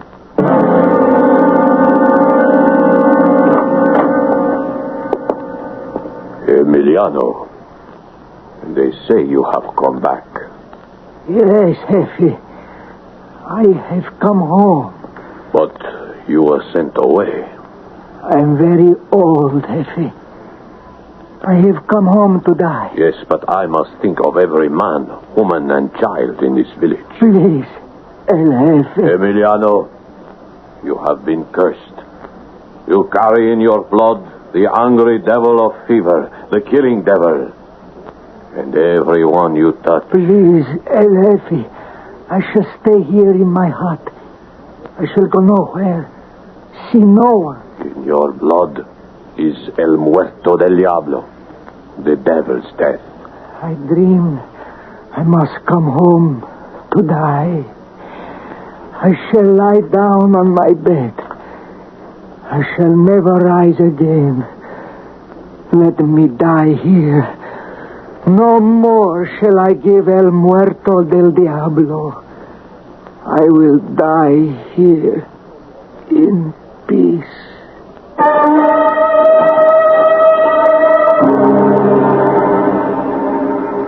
Reunion fever, or El Muerto del Diablo. It depends on where you live, the language you speak, or the culture of your society. What happened to Marcy Wilson? They may or may not bring charges.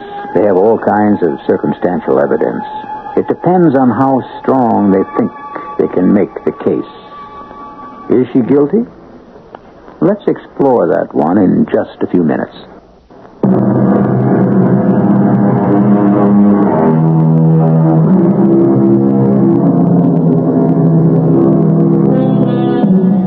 Is Marcy Wilson guilty? Did she callously murder so many of her former schoolmates? More people have been murdered for smaller motives. We don't know. The story has told itself. Like most of life, it's a mystery. Our cast included Phyllis Newman, Paul Hecht, Bob Caliban, E.V. Juster, and Joe Silver. The entire production was under the direction of Hyman Brown. Radio Mystery Theater was sponsored in part by Contact, the 12-hour cold capsule. This is E.G. Marshall inviting you to return to our Mystery Theater for another adventure in the macabre. Until next time, pleasant dreams.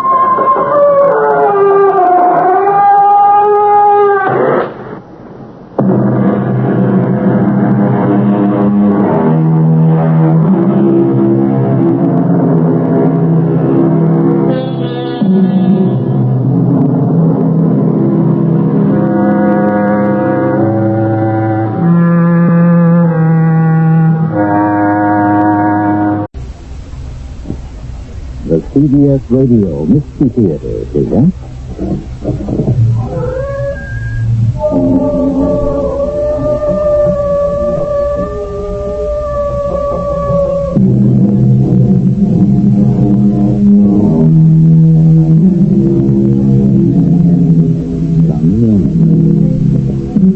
Welcome. I'm E.G. Marshall. A French philosopher once maintained that the history of the ancient world was the result of the shape of Cleopatra's nose. The day of the Battle of Waterloo, Napoleon was suffering from such stomach. The 100 Years' War began when the King of France sent the English king a plan of tennis balls. The motives that drive men to action or to fear their downfall are often trivial. But the results are not. Boundaries are changed forever. People die in Holocaust, not of their own making. States and states are in the chain of events that began with a sleepless night. Your verdict has been rendered, Sergeant. You and your family have been found guilty and you suffer. But you're on your side. Let me guide the fear to you. We're fighting to save your village. No, Sergeant, you are not. You are fighting to destroy it. And we will not let go.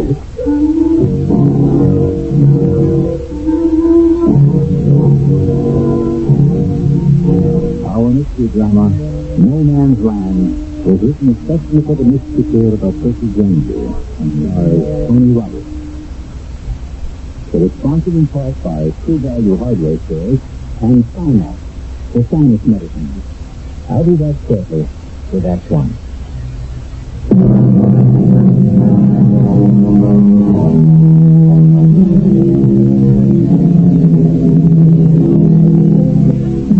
The great German dramatist Gotthold Lessing said, "There are things which must cause you to lose your reason, or you have none to lose." He may have had in mind the horrors of war. He may say that it is loss of reason which starts wars in the first place. But what about the happiest victims? When the whole world seems mad, what prospect have those at the very vortex of the confusion of maintaining their sanity? And to what length will they go to protect their lives? We're in northern France, near the Belgian border. It is 1944. The Allied drive for Berlin is moving ahead in full force. You wanted to see me, Captain? Yes. We'll pull up the car. We just got orders from the First Army headquarters to get them over the Sound River by Friday. What's the day after tomorrow? My family should be strictly working at miracle. Now, we have got to get up there and put the pressure on the Germans left flank. Now, my engineers have the job of putting up a pontoon bridge over the river. And my flank is practical places the bridge could go. I've already set out at the hill to check out one, and we check out the other. Here's a detailed map of the area. This is the road I want you to stop, and get my engineers up to the river a lot faster. You guys don't have to wait for support, you know? But I'm not sending them out without it, if there's any sign of the land. Establish radio contacts when we reach the river? Yes. And the reporting time of enemy activity will take whatever route looks and take it, Now, you take this now. It's going to go about 7 miles from it. And if you have any resistance, it's taking more than a couple of hours. Yes, sir. Aerial reconnaissance shows there's no heavy German armor across the river, so there should be any problem. You can tell your men this is purely a routine mission.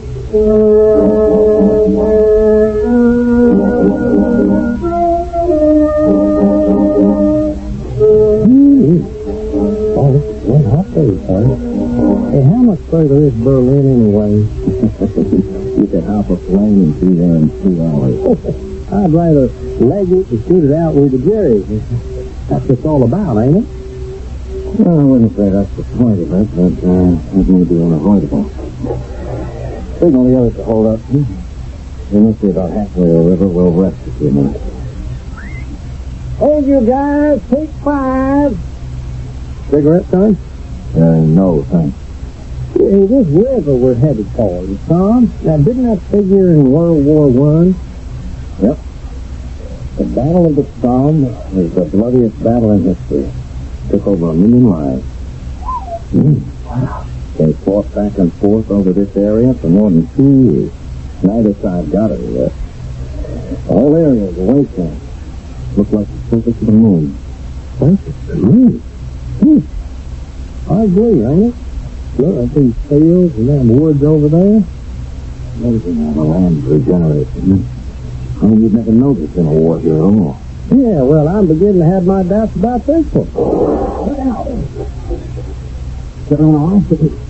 What about that? What about that? It looks like Bill. Jackson calling over to him. Now, where did that stuff come from anyway? It sounded like a field up ahead of us. Can you see anything? No. I'll see you. I mean, Jackson said when he comes down. This is the rest of the men over here. But come across the road. Well, over there, they're exposed. Okay, son. Oh, bring it on in. You can't tell them things? I can't tell where the shots are coming from. It's a horse.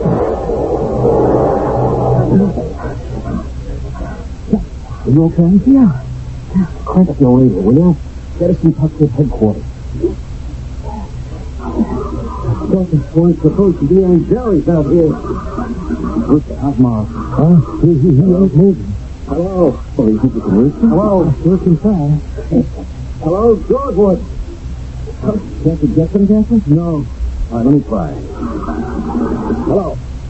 Georgewood, can you read me? This is Sergeant Fraser. Come in, Georgewood. Suspense. No, we'll get in trouble.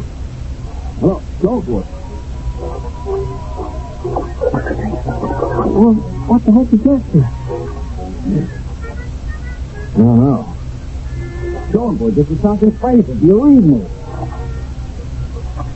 It sounded like music. Oh, we must have picked up something in the area, or else the Germans are jamming us. How's Morris? He stayed too. All right, that leaves five. What are we going to do, Sarge? I say we light out icy. It don't sound to me like there's any more than half a dozen of them. We weren't able to make radio contact now. We're going to have to turn around, try and get back to camp and let them know what we ran into. Cut! He's hitting the back. You know, they're behind us, too. Now, we can't go back. They've got us surrounded. Oh, we got to get off the road. Let's head into that field of tall grass up there. Let's go.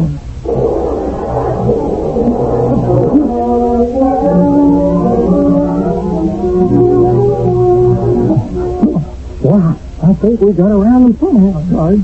All right, hold up. I'm going to have a look at the map. Trying to figure out where we got ourselves to. Now, come off the road about here. Try the radio again. He's headed north by northeast. Oh, good. It's Corporal Jackson. Are you getting my signal?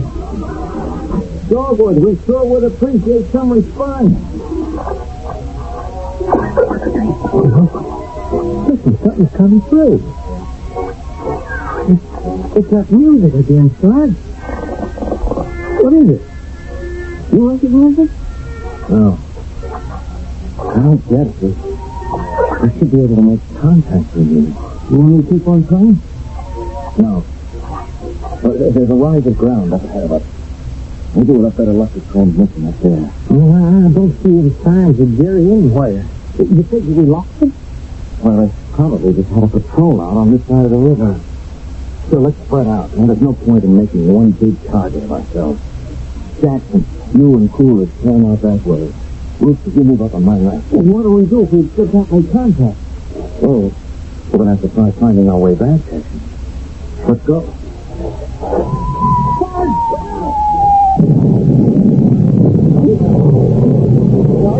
Are you okay? You okay? Captain, Coolidge, they ain't putting their heads up. Come on. Oh, my. No. You couldn't tell me which was which. It's just you and me. Where the heck did that tail come from? The direction of the river. The Germans must have a battery set up on the other side. Well, we've got to warn the captain now. Get down!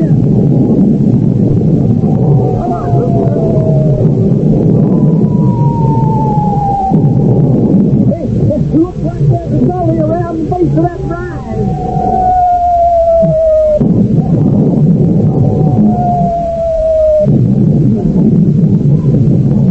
I feel about worn out. I'll bet all the things to get them fair and square. And we should be pretty near the river now. You take a peep over this rise. We don't just see where the sun's coming. Oh, well, you do not guess. Hey. Look up there. You can see them? No. Look down there. There's a building. If we can make it there, it'll be a darn sight better than being out here in the open.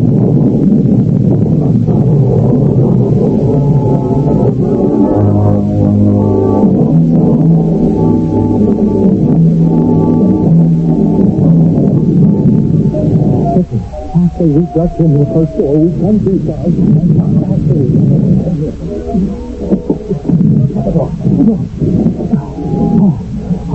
Oh, man, boy, I didn't think we'd make it. Are you okay? Yeah. Well, what is this place anyway? Looks like some kind of old shed. Got a window. I want to know where we are. Looks like a nice little town. What's left of it? Hey, that's funny. What? Oh, we're to the river, right? Yeah, you can see it right out the window here. It's on the other side of town. Yeah? Well, according to the map here, there's no town on this river at this point, too. Yeah? Well, according to the captain, there wasn't supposed to be any German army in this area either. Five of our guys are dead. Well, I tell you, something's really nice to it. Yeah. Isn't over yet. Look out the window. Look what's coming towards us. What's a man walking up the street? What did you look at there? He's just a hole in glasses. He's even got a bowler hat on. No, just him. That's not even where the bomb. Where do you suppose he's going in the middle of this brick cliff? What? There's your answer. Well, did he see it? And how did he know it was it? I don't know. Oh, he must be crazy to be out there. What in the world is going on?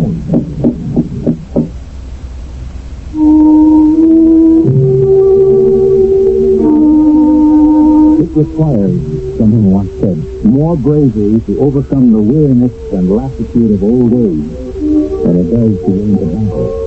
But let us not underrate the courage required of ordinary men called upon to leave their peacetime occupations and take up arms.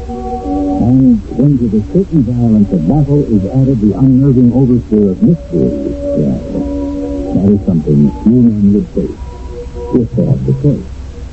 I return shortly to that peace.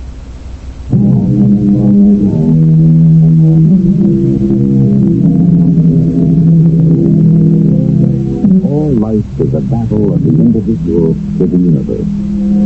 We are defined not by what we do, but how we respond to those forces outside ourselves that seek to control our lives, moment to moment.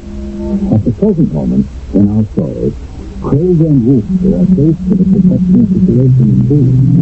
Up to a point, it's normal enough, normal for wartime. We let him down by enemy fire in a small French village. But who is the mysterious man in black who has walked up the main street of the town, oblivious to bombardment, and he seems anxious to speak to them? And what will they do? Marcus! Oh, no. How do we know his son? He's in danger, for Pete's sake. That's what I'm inside for. Then ask questions. He's still breathing down, man. All right. You cover the door with your rug. Right? Suppose you can let him in now. I am ready. Well, yeah. You quiet? You? Well, you better get in here quick before you get hurt. They'll see. But I am not worried about that. Are you promised me? I am. So listen to introduce myself.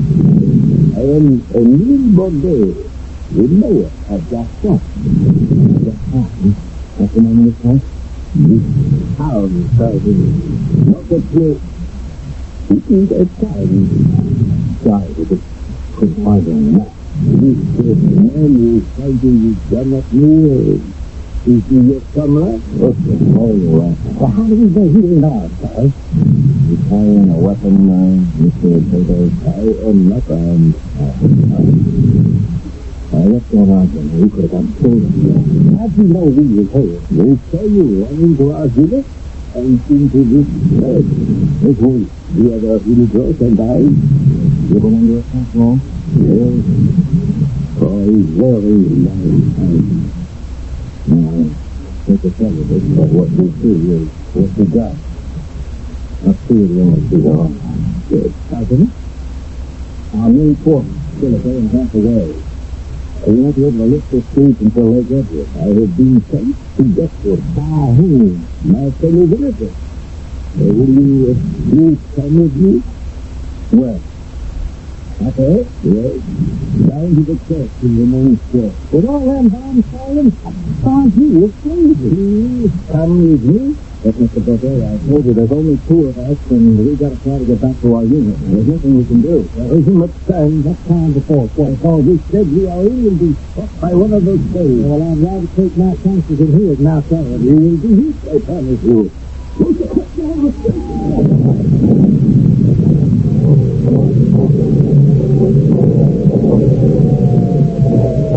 He just got out in time. How did that guy know? I don't know, but he still got line.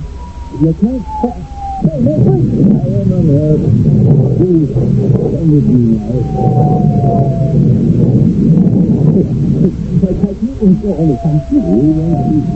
I wish I had his confidence. Wait a minute. He said, there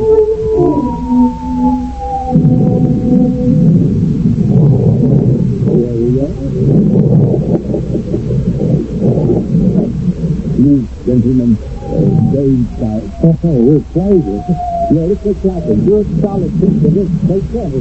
Hey, thanks, mister. Your eyes will soon adjust. Please follow me. One second. Who is there? That's a good idea. There we go. Hey, looks like the whole village is out here. There must be 200 feet. That's the way it's working. And now, please, give me your phone. What? Yeah, well, we can't do that. I think we're okay with man. It's a crap and things so big. But we have got to try and get back. Maybe we just have to start, you know, hope it's really on the line. Okay, it's for weapons. Thank you. I will entrust them to the baby. You see it? My friends, here are the two soldiers who entered our town. They are Americans. Shoot them! You keep them in some square. What? You must die. Hey, didn't you hear what your mayor said? We're Americans. Hello, dear. Please. Jason. As far as I see, I'll get out of here. There's too many people between us and the cell. Please. We must begin the trial. Trial? Of who? Us? What for? You are soldiers, are you not? No. No, I'm a garage mechanic who just happens to have been drafted and sent over here to liberate your country. You are in uniform, and you are armed. Well, we ain't armed now, but boy, I tell you, I wish the job, the fact we were. Listen to me, can you hear that bombing up there? You're under attack by the Germans, and we're here to save your village. We're going to put up a pontoon bridge over the Somme so our troops can drive them back. And the longer you keep us here, the longer it's going to take for that bridge to get built. You don't care who says your own. I am convening this session of the teachers' at the village of that town. That's got to be joking. David, explain the accused is necessary. But what are we accused of? Of breaking law, of destroying our village. We were only taking cover from enemy shell fire. And why is the enemy, as you call them, firing? Because you are here. Hey, the Germans justified. We are not for the Germans or for the Americans. We are for ourselves. No gun in uniform is on our side. There is not a person in this room who has not had to endure loss and suffering from the ravages of war. We have nothing to do with fighting, but we are responsible victims. First, the Germans overrun us from one direction, and then they are pushed back, and the Allies overrun us from another, and so it goes. And each time the smoke clears, more of our relatives and neighbors are dead, more of our houses are in ruins, more of our fields have been burned. But we can't take out on fire for that. But we can get to our 5,000. In the town of Gaston, we have passed a law. No soldiers may enter our village on the pain of death. Oh, and they're crazy. We have walked in the whole town filled with crazy people. May I speak? Once we lay down the bridge, our troops can move across and drive the Germans back once and for all. Look, I think the Germans stop. Now, we've got to get off. We are wasting time. Let's get a keep off each other's break. More of those windows are covered with armed guns. You'll be accused. Has anyone more to say about this, eh? Yeah, I've got something to say. I wouldn't fight for you people now if my life depended on it. If we could believe you were sincere, Corporal, we might almost be persuaded to let you go. Mr. Costello, I know you're angry and I know you feel helpless, but Lisa and me, we're in the same boat. We don't have any more control over how we come to be here than you do. Why are you here? I told you we were sent to scout the river. To choose a route for your army to take. And if you choose the road that goes through our villages, then once again Gaston is bombed and invaded. Is this not all, Father? You have my word for it, Jose. With all the killing that's going on here, we won't be coming through Gaston. Sorry. See, how did he know that? Know what? How did he know that we were making a choice of rest? You know, I'll bet they're the ones who jammed our radio. They killed Morrison and the others. We did not kill anyone, Papa. Yeah, but how did you know, huh? You answer me that. How did you know what we were doing? It is time to render a verdict on these two men. Oh, well, where is your jury? You can't have a trial without a jury, or don't you believe in that either? Every man and woman in this room is the jury. The whole village will cast their vote. The jury's decision has to be unanimous. That is correct. If come up as a single person dissents, you will not be found guilty. People of Gaston, all those who find the accused guilty as charged, signify by raising your hand.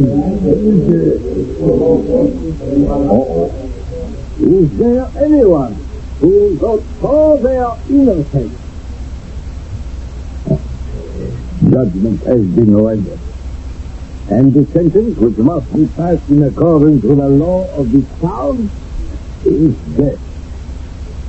You want to stop this war or save your village by executing us today? Perhaps not. But sentence has been passed on Gaston, and now it has been passed on you.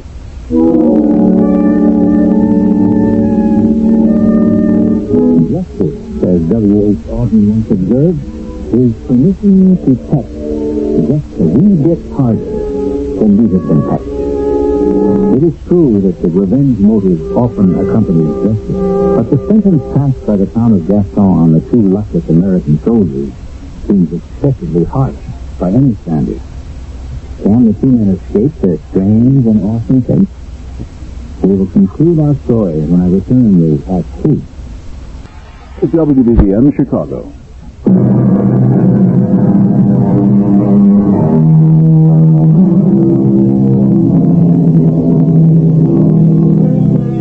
All life is a struggle for survival. And in wartime, there is no doubting the stakes. It is life or death.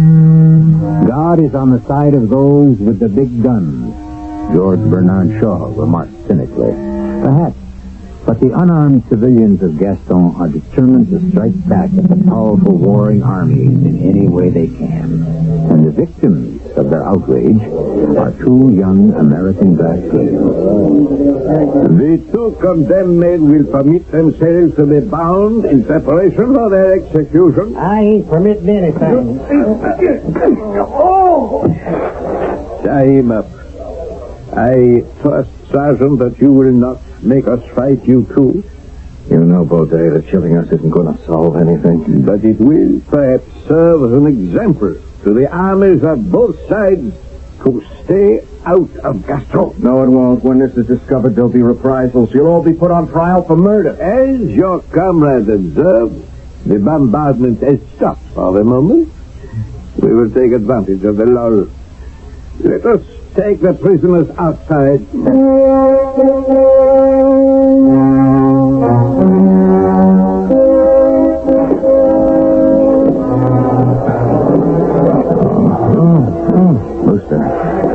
Are you okay? Oh, boy, my head hurts bad, Sarge. I can't even walk straight. Right, lean on me. Lean on me. Good, thank you.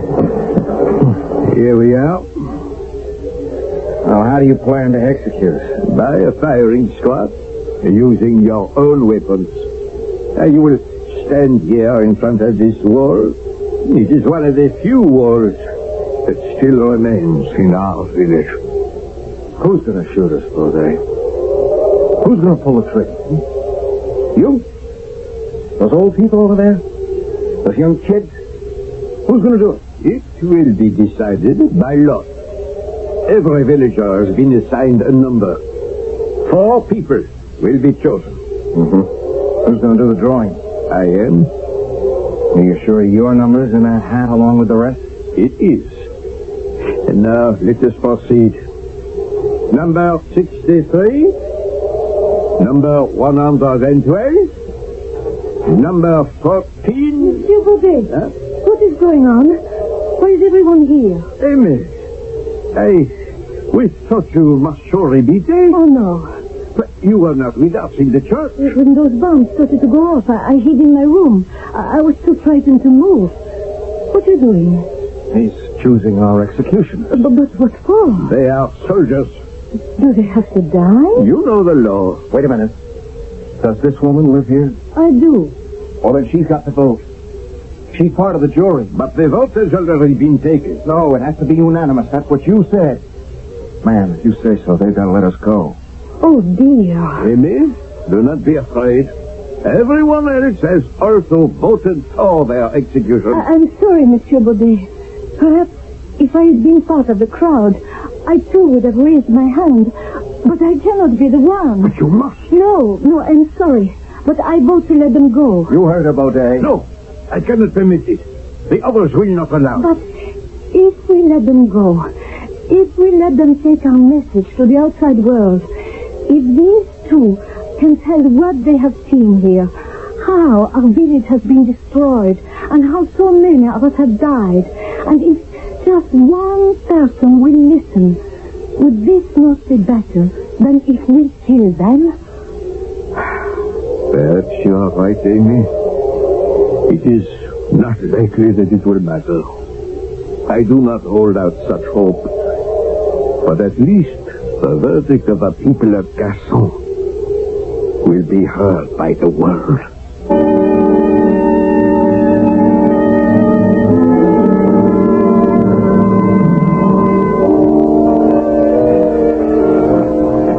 How's your head? Yeah, a lot better than being out of that town. Huh. Hey, how come we're cutting across the field? Wouldn't we make better time sticking to the road, huh? Well, we lost so much time because of that madness back there that I want to try finding Jackson's body and see if we can get the radio to work now. We've got to make contact with the captain and warn him not to come this way. Not with those German field pieces across the river. There's the rise we were headed for when Coolidge and Jackson got hit. Yeah. Their bodies should be right about here. Oh, that shelling sure tore everything up, didn't it? Craters everywhere. Yeah, it looks like the surface of the moon. Sorry? What's the matter? Did I say something? This is where they were. I remember the spot. Well, there ain't no sign of them around here. Wow, the grass is all tore up. We ought to be able to see them if they was here. They're gone. Their bodies are gone. All trace of them. You know, I'll bet them people came out and dragged them off so there wouldn't be no evidence. Well, the townspeople didn't kill them. Those shells were definitely coming from long-range guns across the river. Well, who else would take them? I don't know. Come on. Hey, where are we going? Back to the road. I want to see if Morrison and the others are still there.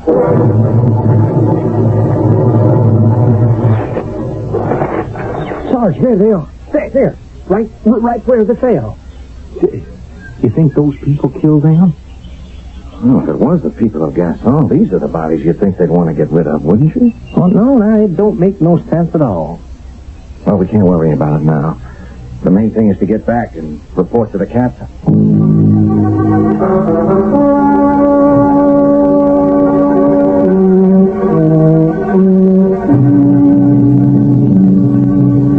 Hey, well, Sergeant.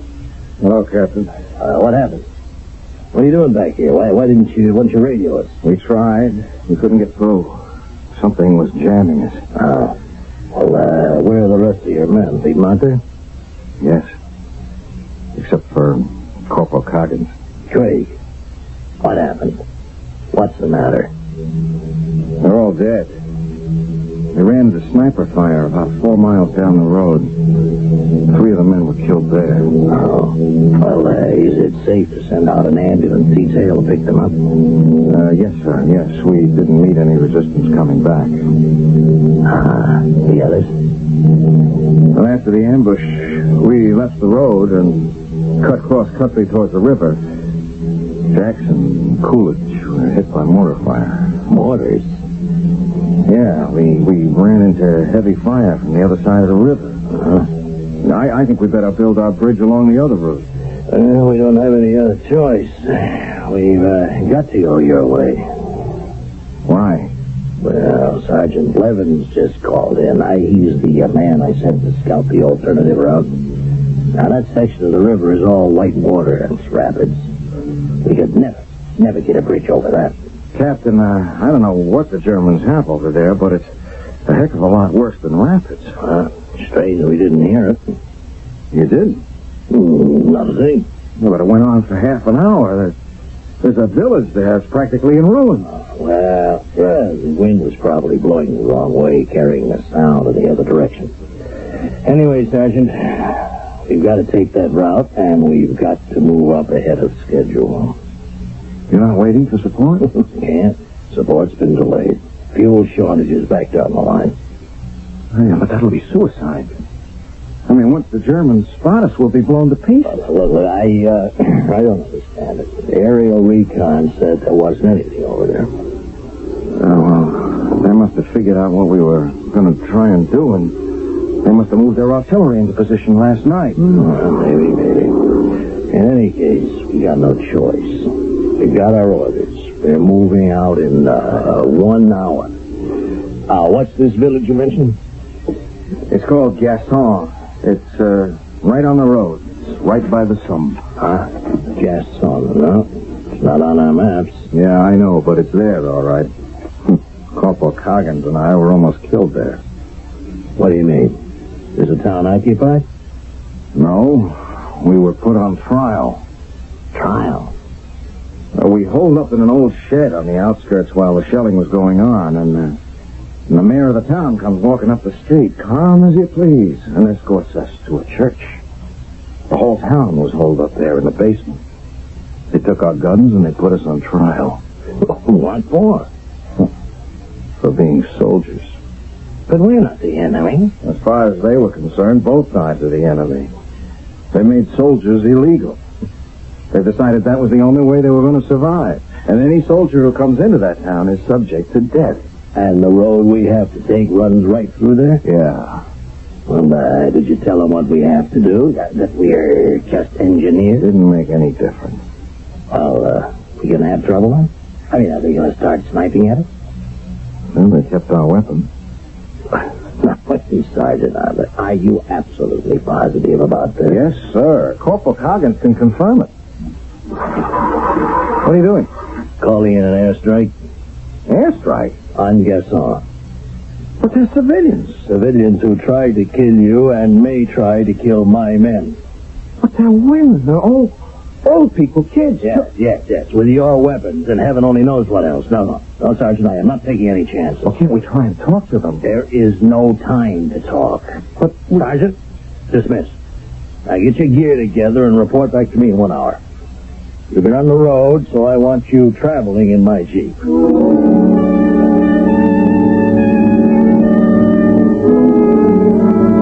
I'm ready to go, sir. Sergeant Razor, I want to talk to you. Something wrong? Yes, I'd say so. I've got the entire general staff at 1st Army headquarters looking for my head. The general himself is just on the phone to me. Well, what's happened? 6 bombers on their way to help relieve the 9th Army were diverted to attack Gaston.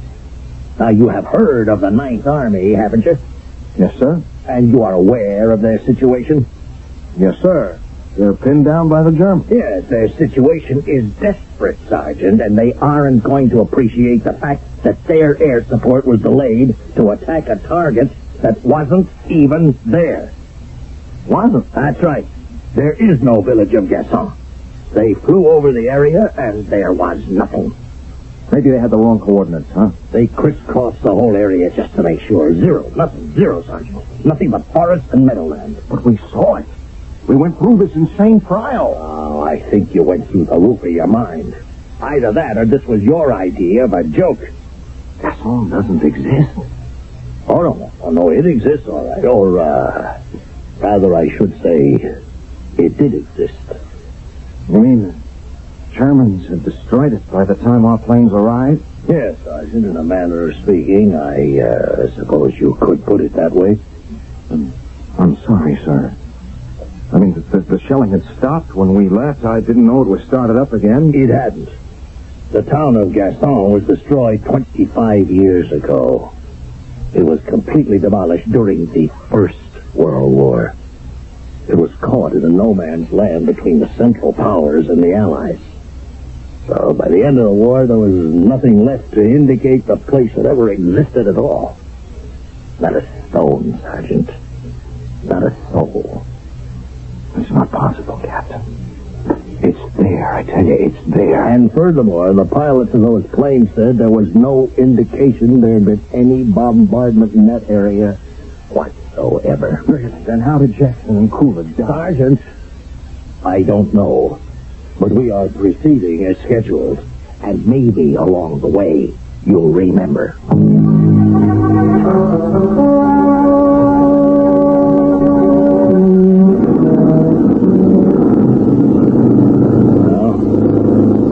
To the river, Sergeant. There's no sign of enemy fire or severe village. It's around the next bend. It's got to be. I don't understand what's happened to these fields. What's wrong with them? They were torn apart. There wasn't a blade of grass anywhere, and now look, it's like nothing happened. Here we are. There's the river, and there is no village. It's got to be here. Craig, calm down. No.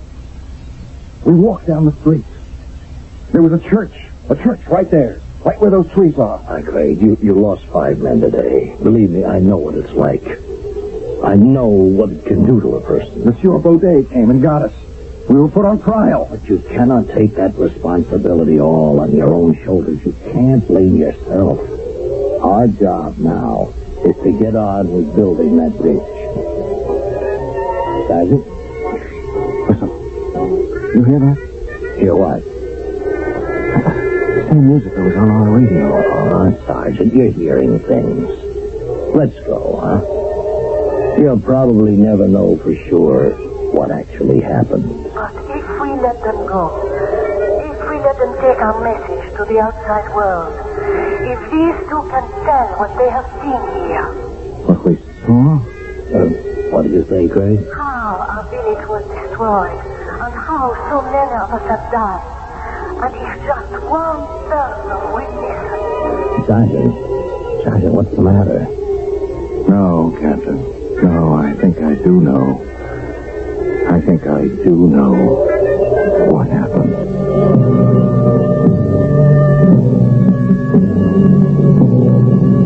A survivor of Hiroshima, who years later was still trying to understand the full meaning of what had happened, said, "It is impossible to invent a language which can comfort the guinea pigs who didn't know the cause of their death." The villagers of Gaston, by recreating the scenario of their destruction so that its message might reach the outside world, were trying to create just such a language. I'll return with the final word in a moment. Hi, this is Michael Landon. You know, my family is the most important part of my life. So, family pictures mean a lot. That's why we get ours printed on Kodak paper. To me, Kodak says quality. You know, using Kodak film doesn't automatically get you Kodak paper. You've got to look for a store with a Kodak paper sign. Really, everybody does. That means me, too. Look for the Kodak paper sign when you get your pictures developed. And tell them Michael sent you. Just ask for Kodak paper for a Christmas. Reynolds Wrap. It's a wrap that makes holiday time. Reynolds Wrap. Wraps up work and saves you time. For the holidays, 200-foot giant-sized Reynolds Wrap is a lot of aluminum foil with a lot of uses to protect food and leftovers in a refrigerator, to cover bowls, to heat up rolls, even for decorating. And because it's 200 feet, you won't run out of it in a hurry. Now with a 35-cent coupon on specially marked cartons. Limited time offer. Reynolds Wrap.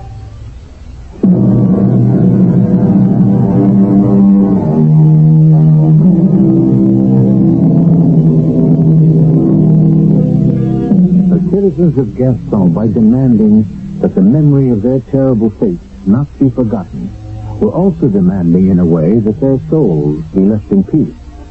But their quest was not yet over. Our story took place in the fall of 1944. That winter, the Germans took the Allies by surprise with a counterattack that became known as the Battle of the Bulge. And once again, the spot where Gaston had stood was ravaged by cannon fire. Only after the German thrust was repelled was the embattled earth beneath which reposed the souls of Gaston left in peace forever. Our cast included Tony Roberts, Earl Hammond, Harold Keitel, and William Griffith. The entire production was under the direction of Hyman Brown. And now, a preview of our next tale. Cousin, if you should find no one in there, all will be at an end between you and me. As you wish. No, Josephine, I will not open it. In either event, we should be parted forever. What further reassurances do I need? Ah, that crucifix over the bed. I cannot remember seeing this here before. I know you are a Sunday churchgoer, madam. I've often heard you pray before retiring. Then, swear to me on this crucifix that there is no one in there, and I shall believe you. I will never open that door. I swear it. Louder. Take it in your hands and repeat. I swear before God that there is nobody in that closet. Radio Mystery Theater was sponsored in part by Sign-Off, the Sinus Medicines, and True Value Hardware Stores. This is E.G. Marshall inviting you to return to our Mystery Theater for another adventure in the macabre. Until next time, pleasant dreams.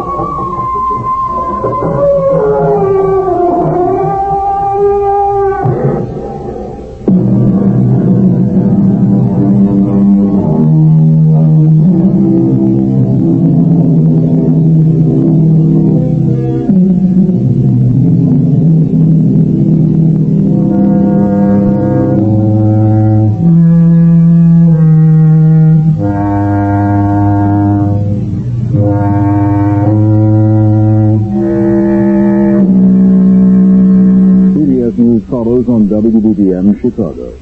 Mystery Theater presents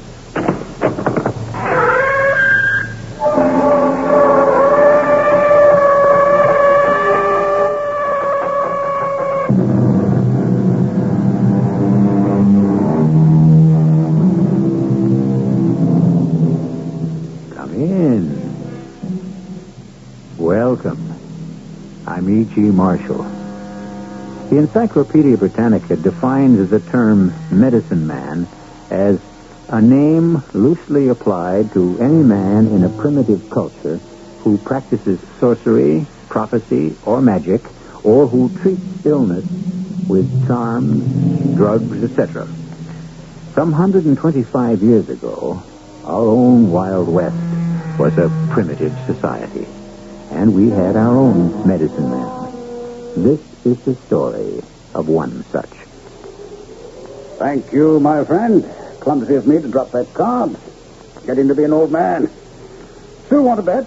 Well, maybe I'll try just one more. Splendid.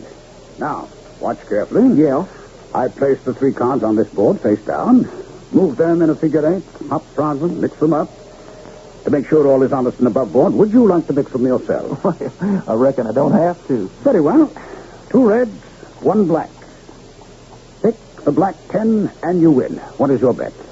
Well, sir, I'm going to go for broke.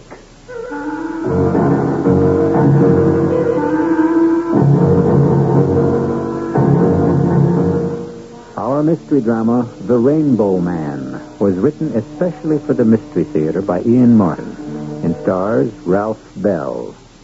It is sponsored in part by Buick Motor Division and Anheuser-Busch Incorporated, Brewers of Budweiser.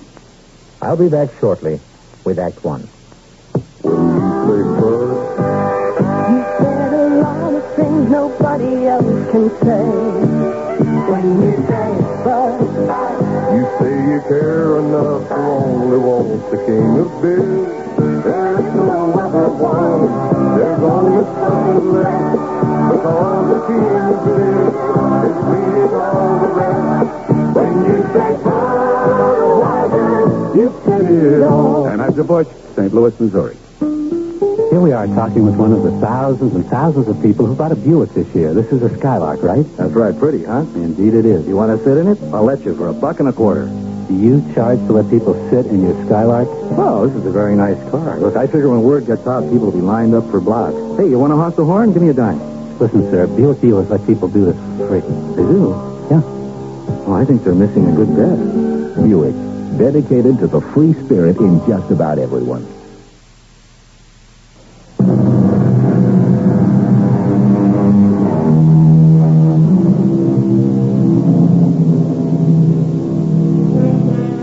Sometimes he just sold snake oil, or whatever the name was that he gave to his magic elixir, which could cure all evils.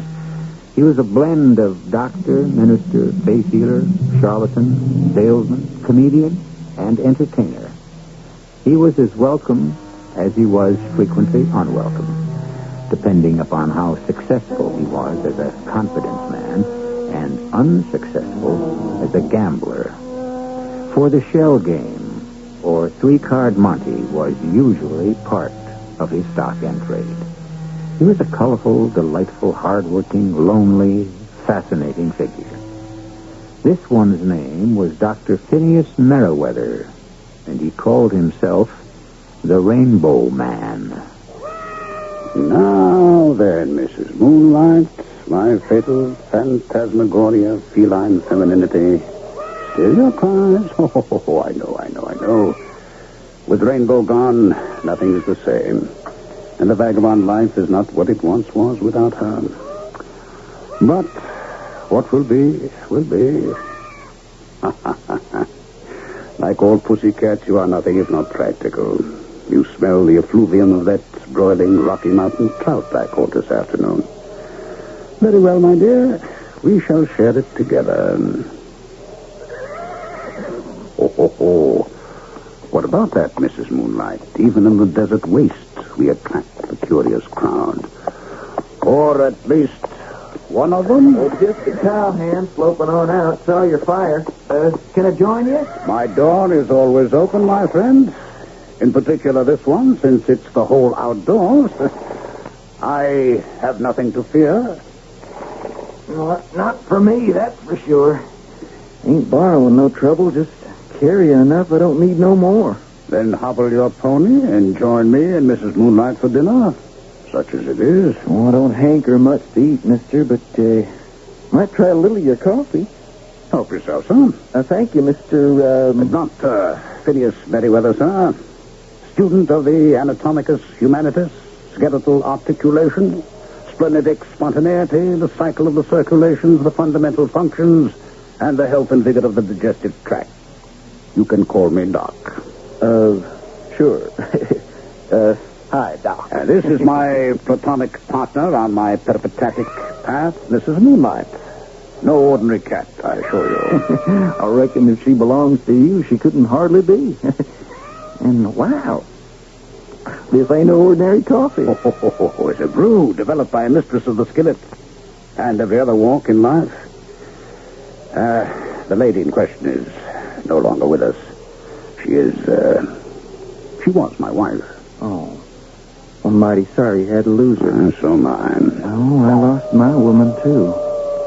I'm mighty sorry to hear that. You didn't give me a name. Oh, Henry Thomas. Well, just plain Hank to most people. And, you just lost your dear wife? Oh, no, sir. I lost the woman I hoped to make my wife. She found another's charms more to her liking? Oh, no, Sir Doc. It was her father, first of all, found me not to his liking. And the lady? Oh, what can Annie do? I can't offer her nothing. I ain't got nothing. A fine, upstanding fellow like you. You couldn't save enough to support a wife? Make a home for her? Well, it wasn't enough for her daddy. But I was stupid enough to think I could build what I had into some kind of stake he might see his way clear to give his blessing. Ah, a light is beginning to dawn. You thought to increase your worldly wealth by application to the gaming table, hmm? Yeah.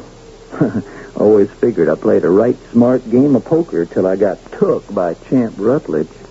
Well, of course, I don't know the gentleman you mentioned, but I have a sneaking suspicion I know his breed. Yes, of course, Mrs. Moonlight.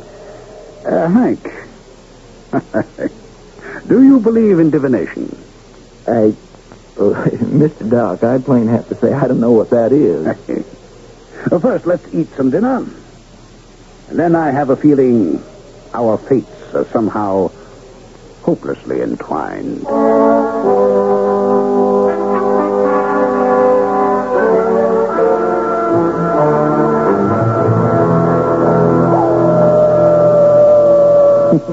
I reckon I must sound pretty near like that old coyote, the way I've been talking on. Oh, not a bit of it, my boy. I asked the questions and I got my answers.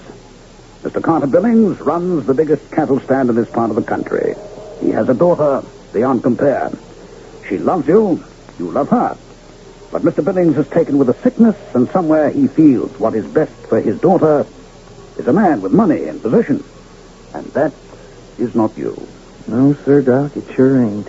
You mentioned something about a stake. Well, that was just what I'd put by for my wages, plus a claim I'd staked on a gold mine never got broke ground on. And those were the assets which were conned away from you in a poker game? Only myself to blame.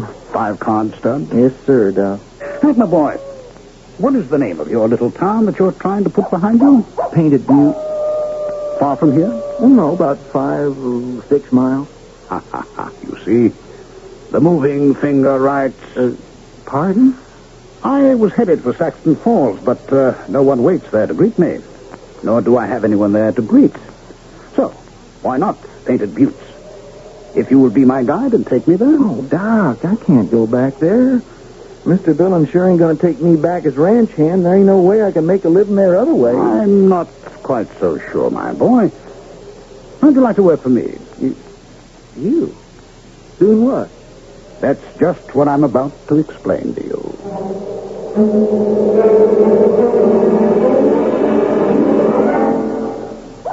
But that's plain dishonest. I mean, that's like stealing. Now. Let us weigh that statement carefully in the balance. What do you consider stealing to be? Well, taking something from somebody without him knowing you're taking it. The way Champ Rutledge took you at the poker table? Don't answer that for a moment. So far, we have only one definition, and that's too simple. I don't understand, Mr. Doc. How can I explain? Where to begin? With myself, I suppose. The business I've been in all my life. Illusion. Now you see it, now you don't. Is that in itself dishonest? Well, what business were you in? Show business. The theater. Carnivals. You were an actor, fella? Latterly, I was billed as Dr. Thunder and his Rainbow, my wife, and my joy in living. We were a feature in every carnival in the East and across this wide country as far as St. Joseph, Missouri. Our supreme triumph, the moment of glory when that resplendent woman, beauteous as the natural phenomenon I named her after, the Rainbow, stepped into the cabinet, spangles ablaze in the dancing stage lights, with a smile that outshone her glitter, and to the audience's amazement and titillation, I sawed her, not in half, but in 3 parts: head, torso, and her exquisite legs. You did what? sheer illusion, my dear boy. The hand is quicker than the eye, the magic of misdirection. The juxtaposition of seeming equal masses, which are only optical anamorphoses. Yeah. Doc, I don't know about being what did you call it? A shell, my boy. And all I got to do is bend up one corner of the black card when it drops on the ground? Showing it to everyone around while my back is turned. So they think I got a way of knowing it when you shuffle it in with the 2 red cards. An apt pupil. Exactly. Then take the money I give you and bet on it. Yeah, but how do you know if you give me money I won't just take on out and keep going? Because, son, I have an unerring eye for an honest face. I don't know about that. Still seems kind of dishonest to me.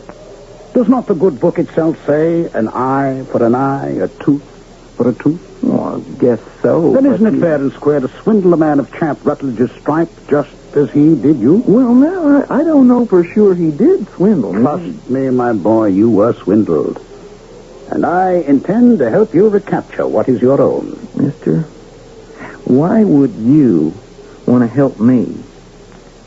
It is not you I help, or myself, but others.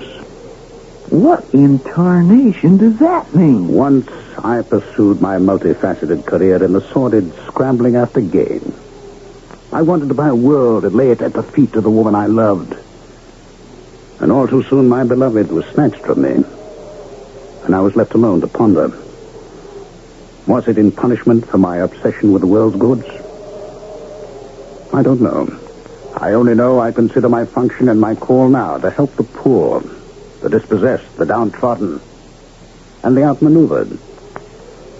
Go back to Painted Buttes tonight, my boy, so no one will ever know that you were away. Tomorrow I shall be there.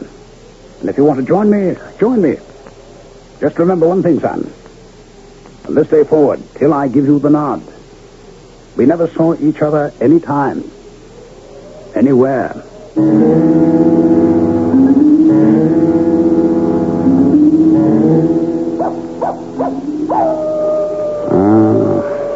There never was a night, moon up or moon down, that I don't ache for you, Rainbow.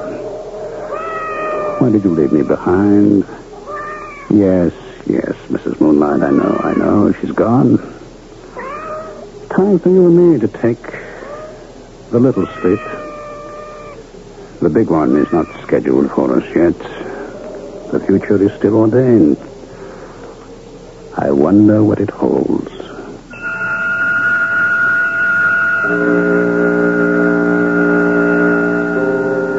Prophet, master of illusion, or an instrument of Satan's dark forces. Who and what is Dr. Phineas Merriweather?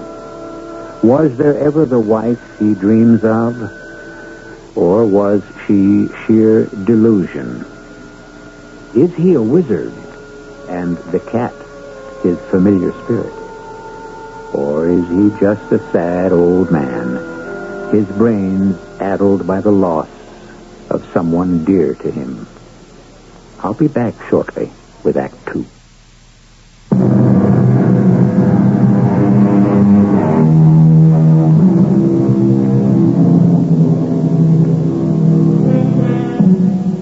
In the 1850s, Painted Buttes wasn't much of a town.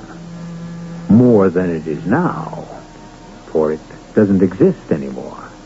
But a century and a half ago, it was all that a territory comprising a quarter of Colorado had to gather in and kick up a little dust.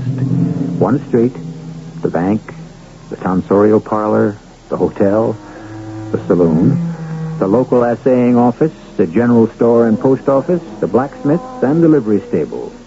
And on rare occasions, a special attraction, like today.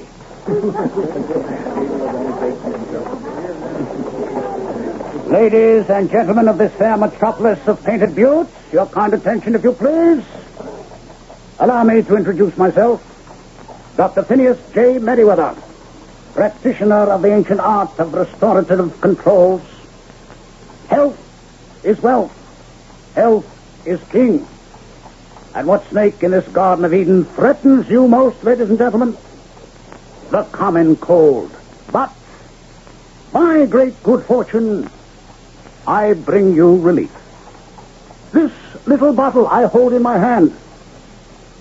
My friends, while roaming the peripatetic wastes of Patagonia, a region of our good neighbors in the hemisphere of the South, the other Americas, I was struck by the fact that no one there, in spite of the inclement climate, knew what a cold was. On study, I found that the Europhragis root was indigenous to their culture, and that from this root could be brewed a liquid compound of such miraculous versatility in curing not only the cold, but also every other form of invasion, bacilli and bacteria used to erode the human condition. Here it is, available for only $1 a bottle. 16 ounces, which should be worth their weight in gold, since they are in such limited supply. But, ladies and gentlemen, I would not ask you to try something like this without some independent and unbiased proof. Are you, sir, young man in the third row? You mean me? I do indeed, sir. Would you care to step up here for one moment and join me on the wagon? Well, I don't rightly know. I mean, I ain't looking for no medicine. Well, if you will pardon me for saying so, my trained physician's eye has noticed that your eyes are red-rimmed and affected by rheum. And I have been conscious of your heavy cough. Cough, Hank. You see, ladies and gentlemen, this young man, healthy specimen as he seems, is flirting with death. Now, sir. That's splendid, but don't overdo, Hank. Don't overdo. Now, sir. I don't know your name, but let me offer you a spoonful of my peerless placebo. I don't know that I can afford to spend money. A man as sorely afflicted as you, my dear boy. Money is no object. Rather than see you suffer, take this bottle as a gift, and this first spoonful as a promise of things to come. There we go. Now. Stop a moment and allow the full unfolding of the healing heat to penetrate. And now, sir, I dare you to cough. Well, I sure don't feel like it. But try. Just try. I can't, Doctor. I just purely can't. There you are, citizens of Painted Butte. You see the dramatic powers of rainbow liquor, the elixir supreme. $1 a bottle, ladies and gentlemen, but remember, the supply is limited, so first come, first serve.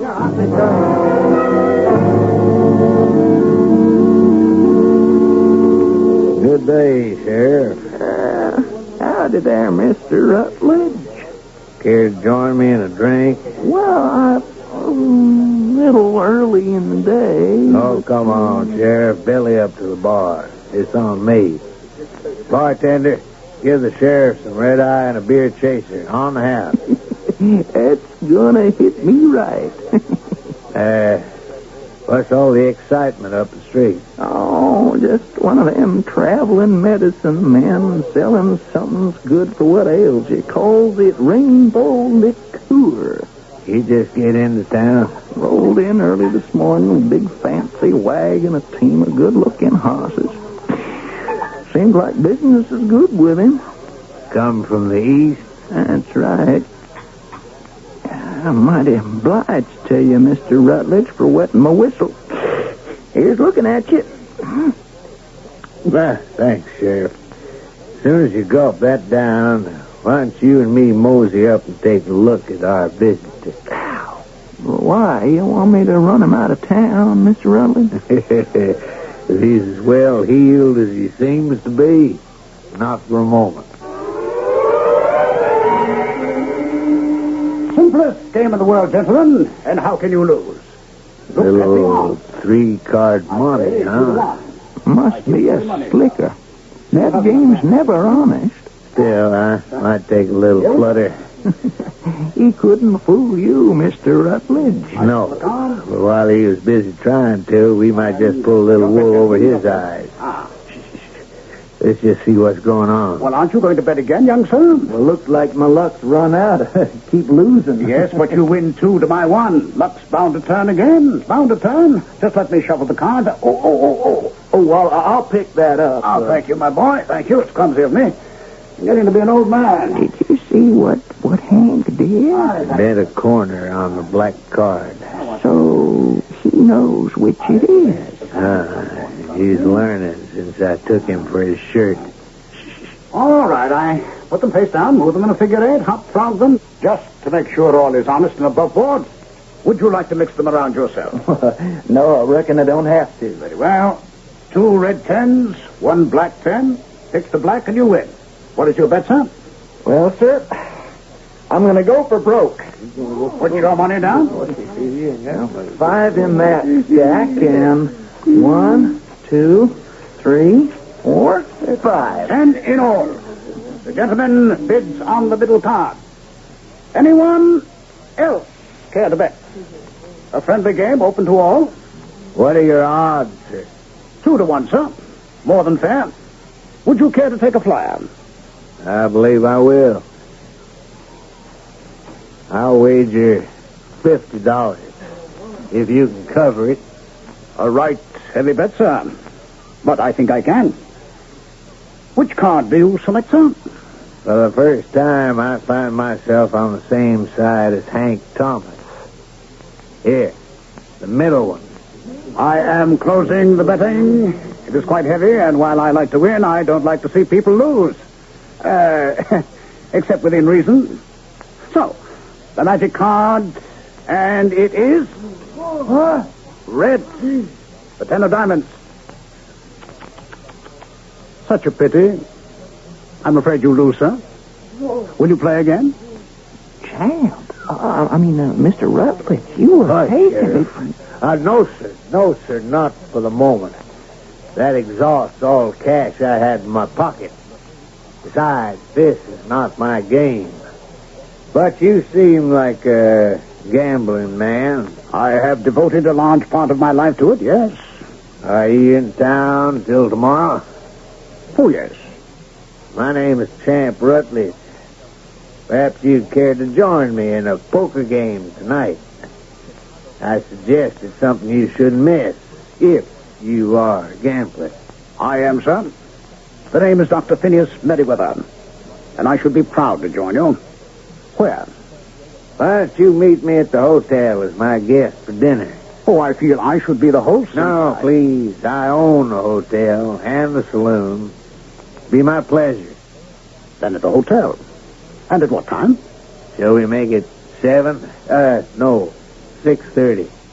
By the time we've finished dinner, the sun will be down. I shall be there, sir. Now, if you would excuse me. Forgive me, ladies and gentlemen. Now we must turn from fun and games to the world of trade. The lure of the merchandise marts which I have combed the world to bring you, ladies. Cottons from India, silks from mysterious China, and other bolts of material such as The card you bet on had the corner turned up just like the one Hank did. Now, how could you... One of the oldest switches in the world. You mean he cheated you? That's right. And you're going to stand still for that? A little bait, my slow-witted Benner. To turn the tables, to have the biter bite. Only one thing concerns me. What's that, Mr. Rutledge? Why should Hank Thomas be in league with that old swindler? I think maybe we better have him at that poker game tonight, too.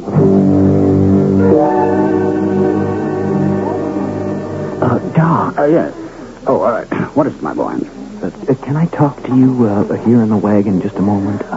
Just a moment. Run the goods through your fingers, ladies. Feel the richness and the allure.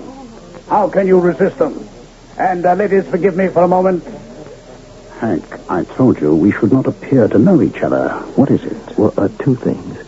Why did you accept the idea of playing poker with that no-good Champ Rutledge? We can discuss that later. What is the other? It's Annie. She wants to see you real bad, Doc. Well, I'm here. Can't she come right up and buy like the other women? Oh, no, she don't want to buy nothing, Doc. Well, it's what you are and what your name is she needs. She asked me to tell you she's got to talk to you as a doctor.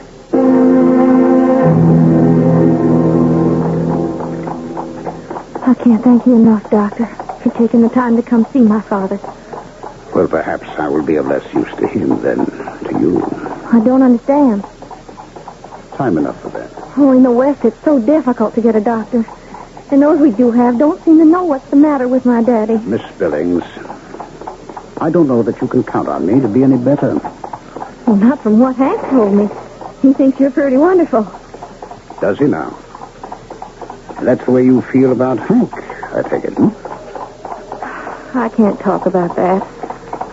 Daddy made a marriage contract between me and Champ Rutledge. That's the way it has to be, I reckon. But here we are at the ranch. Right now, nothing matters except my father.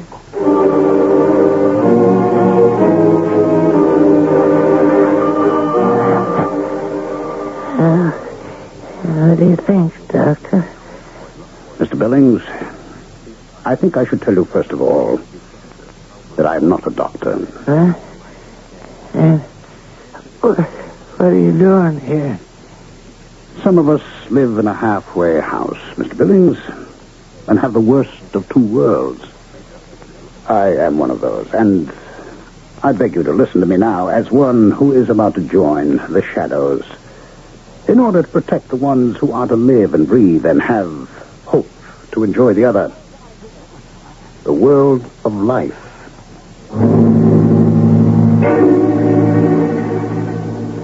With every device of misdirection and the ability to juggle fantasy and reality, when are we going to believe Dr. Phineas J. Merriweather? When does he lie, confuse, and when does he tell the truth? Maker of dreams, the Rainbow Man. Let's follow him to the end of that rainbow, if there is one, when I return with Act 3.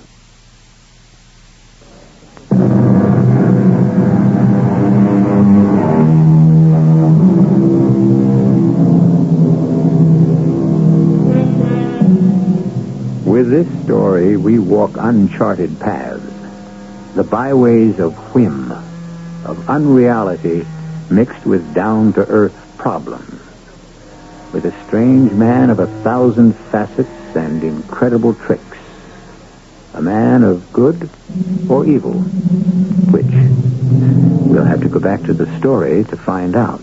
Who are you? I told you, I am Dr. Phineas. I don't mean that. I mean, what are you? A man that talks about halfway houses and the dead as if they lived and the living as if they was already dead? What are you? Some kind of preacher? A little of that, but mainly a simple medicine man. A bit of a charlatan who once was a prince of illusion. Ain't enough words to talk the hind leg off a donkey. I'm looking for a cure. Get out of here. One word, sir, before I leave, if I may. You have a daughter. Annie? She loves a young man who loves her in return. Why have you torn them apart? Since you have already consigned me to the grave, you should know as well as I. This ranch, this spread, you think I own it? No. Long since mortgaged to Champ Rutledge. Poker? And other games of chance. I am that most unfortunate of men. A gambler without any luck. And I, if I may borrow another hat, am what should be supposed to be the most fortunate of men. A gambler with all the luck. Or at least the ability to win at will. What does that mean? Have you a pack of cards handy? In this house? Always. In the drawers. I don't want to touch them. Take them out yourself, if you will. I have the cards. Now what? There is no wager. But let us suppose we were cutting this deck for $1,000. Yes? Shuffle them. Very good. Now, I riffle them once. So, You cut first. Ah, a jack. Very good. Higher than the probabilities. Now, I cut. Thus. The ace of hearts? Pure luck. Oh, no, Mr. Billings. I will cut you an ace every time. But I intend to win back your ranch for the man who is best equipped to run it, young Hank Thomas. And because I want your promise that if I do, you will leave the ranch to your daughter and Hank Thomas once they marry. And give your daughter your blessing. You don't ask much, do you? Only a fair return for what I'm trying to give. How do you expect to accomplish all this? I'm playing poker with Mr. Champ Rutledge tonight. You intend to cheat him? I intend to let him cheat himself. For a change. Just as he has cheated you and Hank and God knows how many more.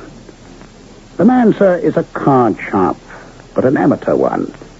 I've taken steps to make him think me the same. That's why, though you may not be able to give your daughter a suitable dowry, your son-in-law, if it's Hank Thomas, will bring it to you instead.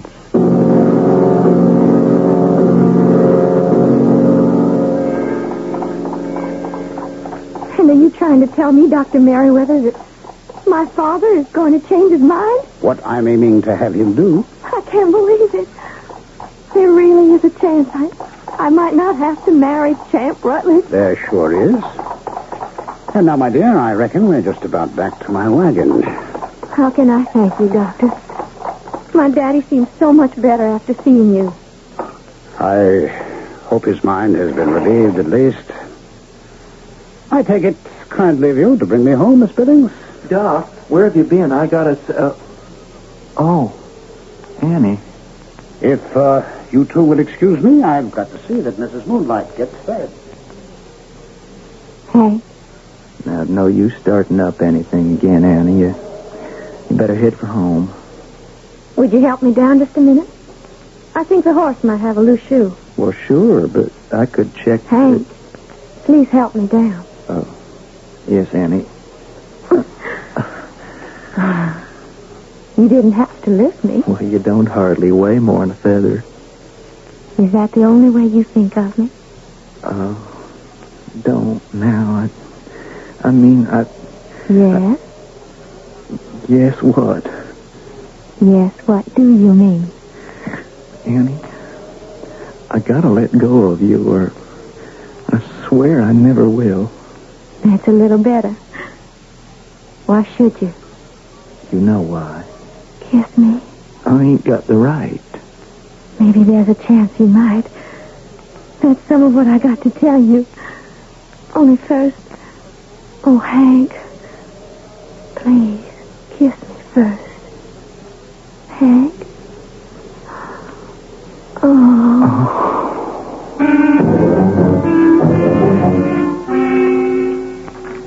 I'll see you. Raise your 5.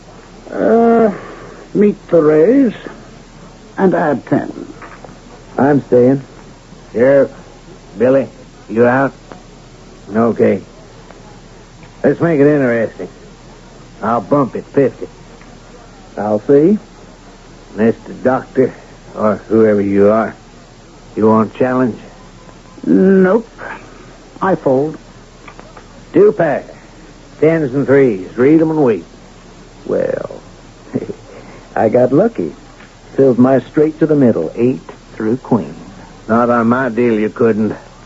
Beg pardon? Well, forget it. Whose deal is it now? Sheriff Cuts, my deal. You're being very lucky, Hank Thomas. Ain't it the truth? Kind of a pleasant change, huh? Not from my seat. I don't like the way the cards are going. The whimsy of the lady with the cornucopia, the shifting winds of chance. What brings us all here, after all? All right, 10 is high, Doc. Your bet. I'll venture $1. I raised you 2.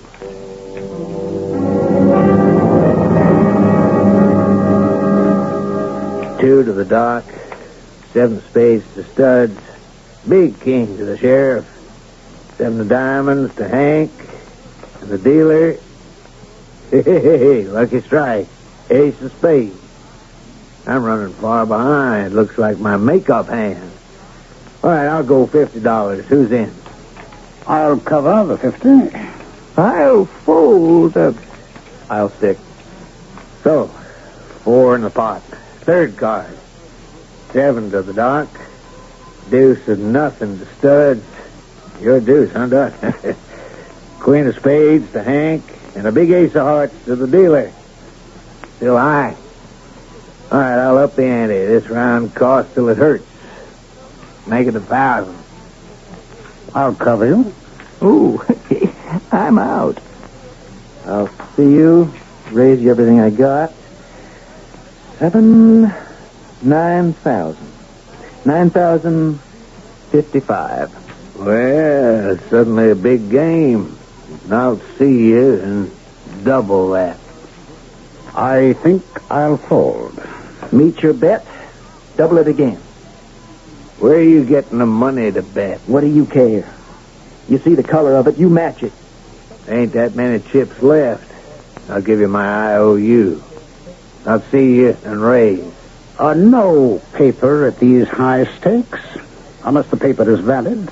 You suggested my signature on my word ain't bond? I'm not suggesting anything except that we keep this game honest. That's the last coming from you. I'm out of it, sir. And you're the dealer. Okay, Hank Thomas. What do you want to cover? The mortgage to the Billings Ranch. You kidding? There ain't that much money involved. Enough so you can't foreclose. The rest you'll get fair and square. Okay. Studs, here's the key to the safe. Go fetch it. And everybody just keep his hands nice and easy on the table.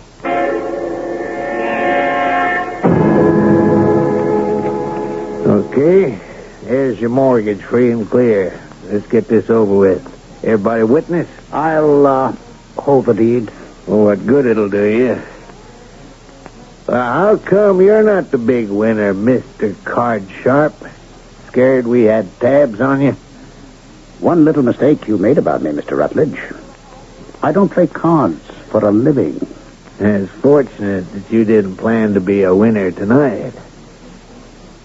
Let's get to the showdown. Okay. You seeing me? Name of the game. Spade flush. Ace high. Good enough? Not quite. Full house. Ace is up. Read 'em and weep. Except that you're missing an ace. 2 pair is all I see. What? Wait a moment. Somebody's cheating. You mean that missing ace of clubs you thought you had in the hole? What do you mean, thought I had? The one you dealt off the bottom? How did you know? I had it there since the beginning. Ace in the hole. It reads a deuce to me. Now just everyone hold it. You're not getting away with this. You mean this is a town you can't have an honest deal in? I mean, this is my town. I run it my way. Not anymore, champ. I'm off the hook as far as you're concerned. Doc Merriweather here helped me take this town back. Nobody tells me I'm through. How'd you get here, Billings? That was my suggestion. I thought he ought to see you for what you were before... Before what? Before I died. Thank God someone was wise enough to show me the truth. Only I got the draw, and I'm cutting out. Nobody's going to stop me. Have you ever heard of Nemesis, Mr. Rutledge? Get out of my way, con man. You've caused enough trouble. You want to find yourself dead? As it happens, yes. We're going together. You had a gun, and you... I didn't want to be the instrument, but someone had to lower the boom. Doc. Doc, are you all right? Oh, I couldn't be better, son. Wouldn't want it to be any other way in the world. You're bleeding. What can we do for you? Just see those two kids get married. And all I could wish them is that they have a time together like me and Rainbow had. We sure will make a try. It's a lovely world, you know. We just keep it that way. And now that I'm not going to have it anymore, I'd like to leave it that way. Doc, I ain't gonna let you do it. I wouldn't have you stop it if you could. Rainbow is waiting for me. And that lovely world beyond. To be united with the one you love. What else is better in the world? Or the world to come? The saddest tragedy is to be alone.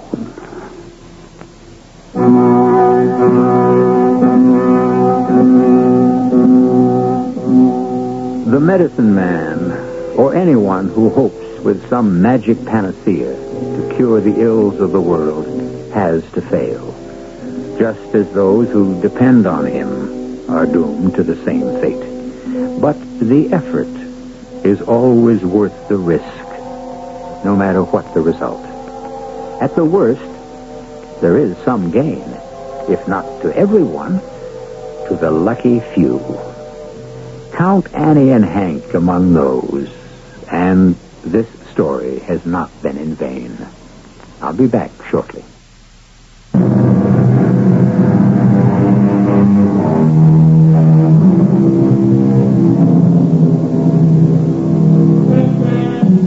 As I said somewhere earlier, Painted Buttes is a ghost town today, haunted by what ghosts I wouldn't know. Although Hank and Annie and her father, who died quietly in his time, are buried there, and in the quiet of sundown may whisper together in the breeze. Our cast included Ralph Bell, Jada Rowland, Robert Dryden, and Russell Horton.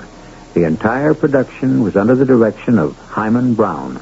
Radio Mystery Theater was sponsored in part by Sign-Off, the sinus medicine. This is E.G. Marshall inviting you to return to our Mystery Theater for another adventure in the macabre. Until next time, pleasant dreams.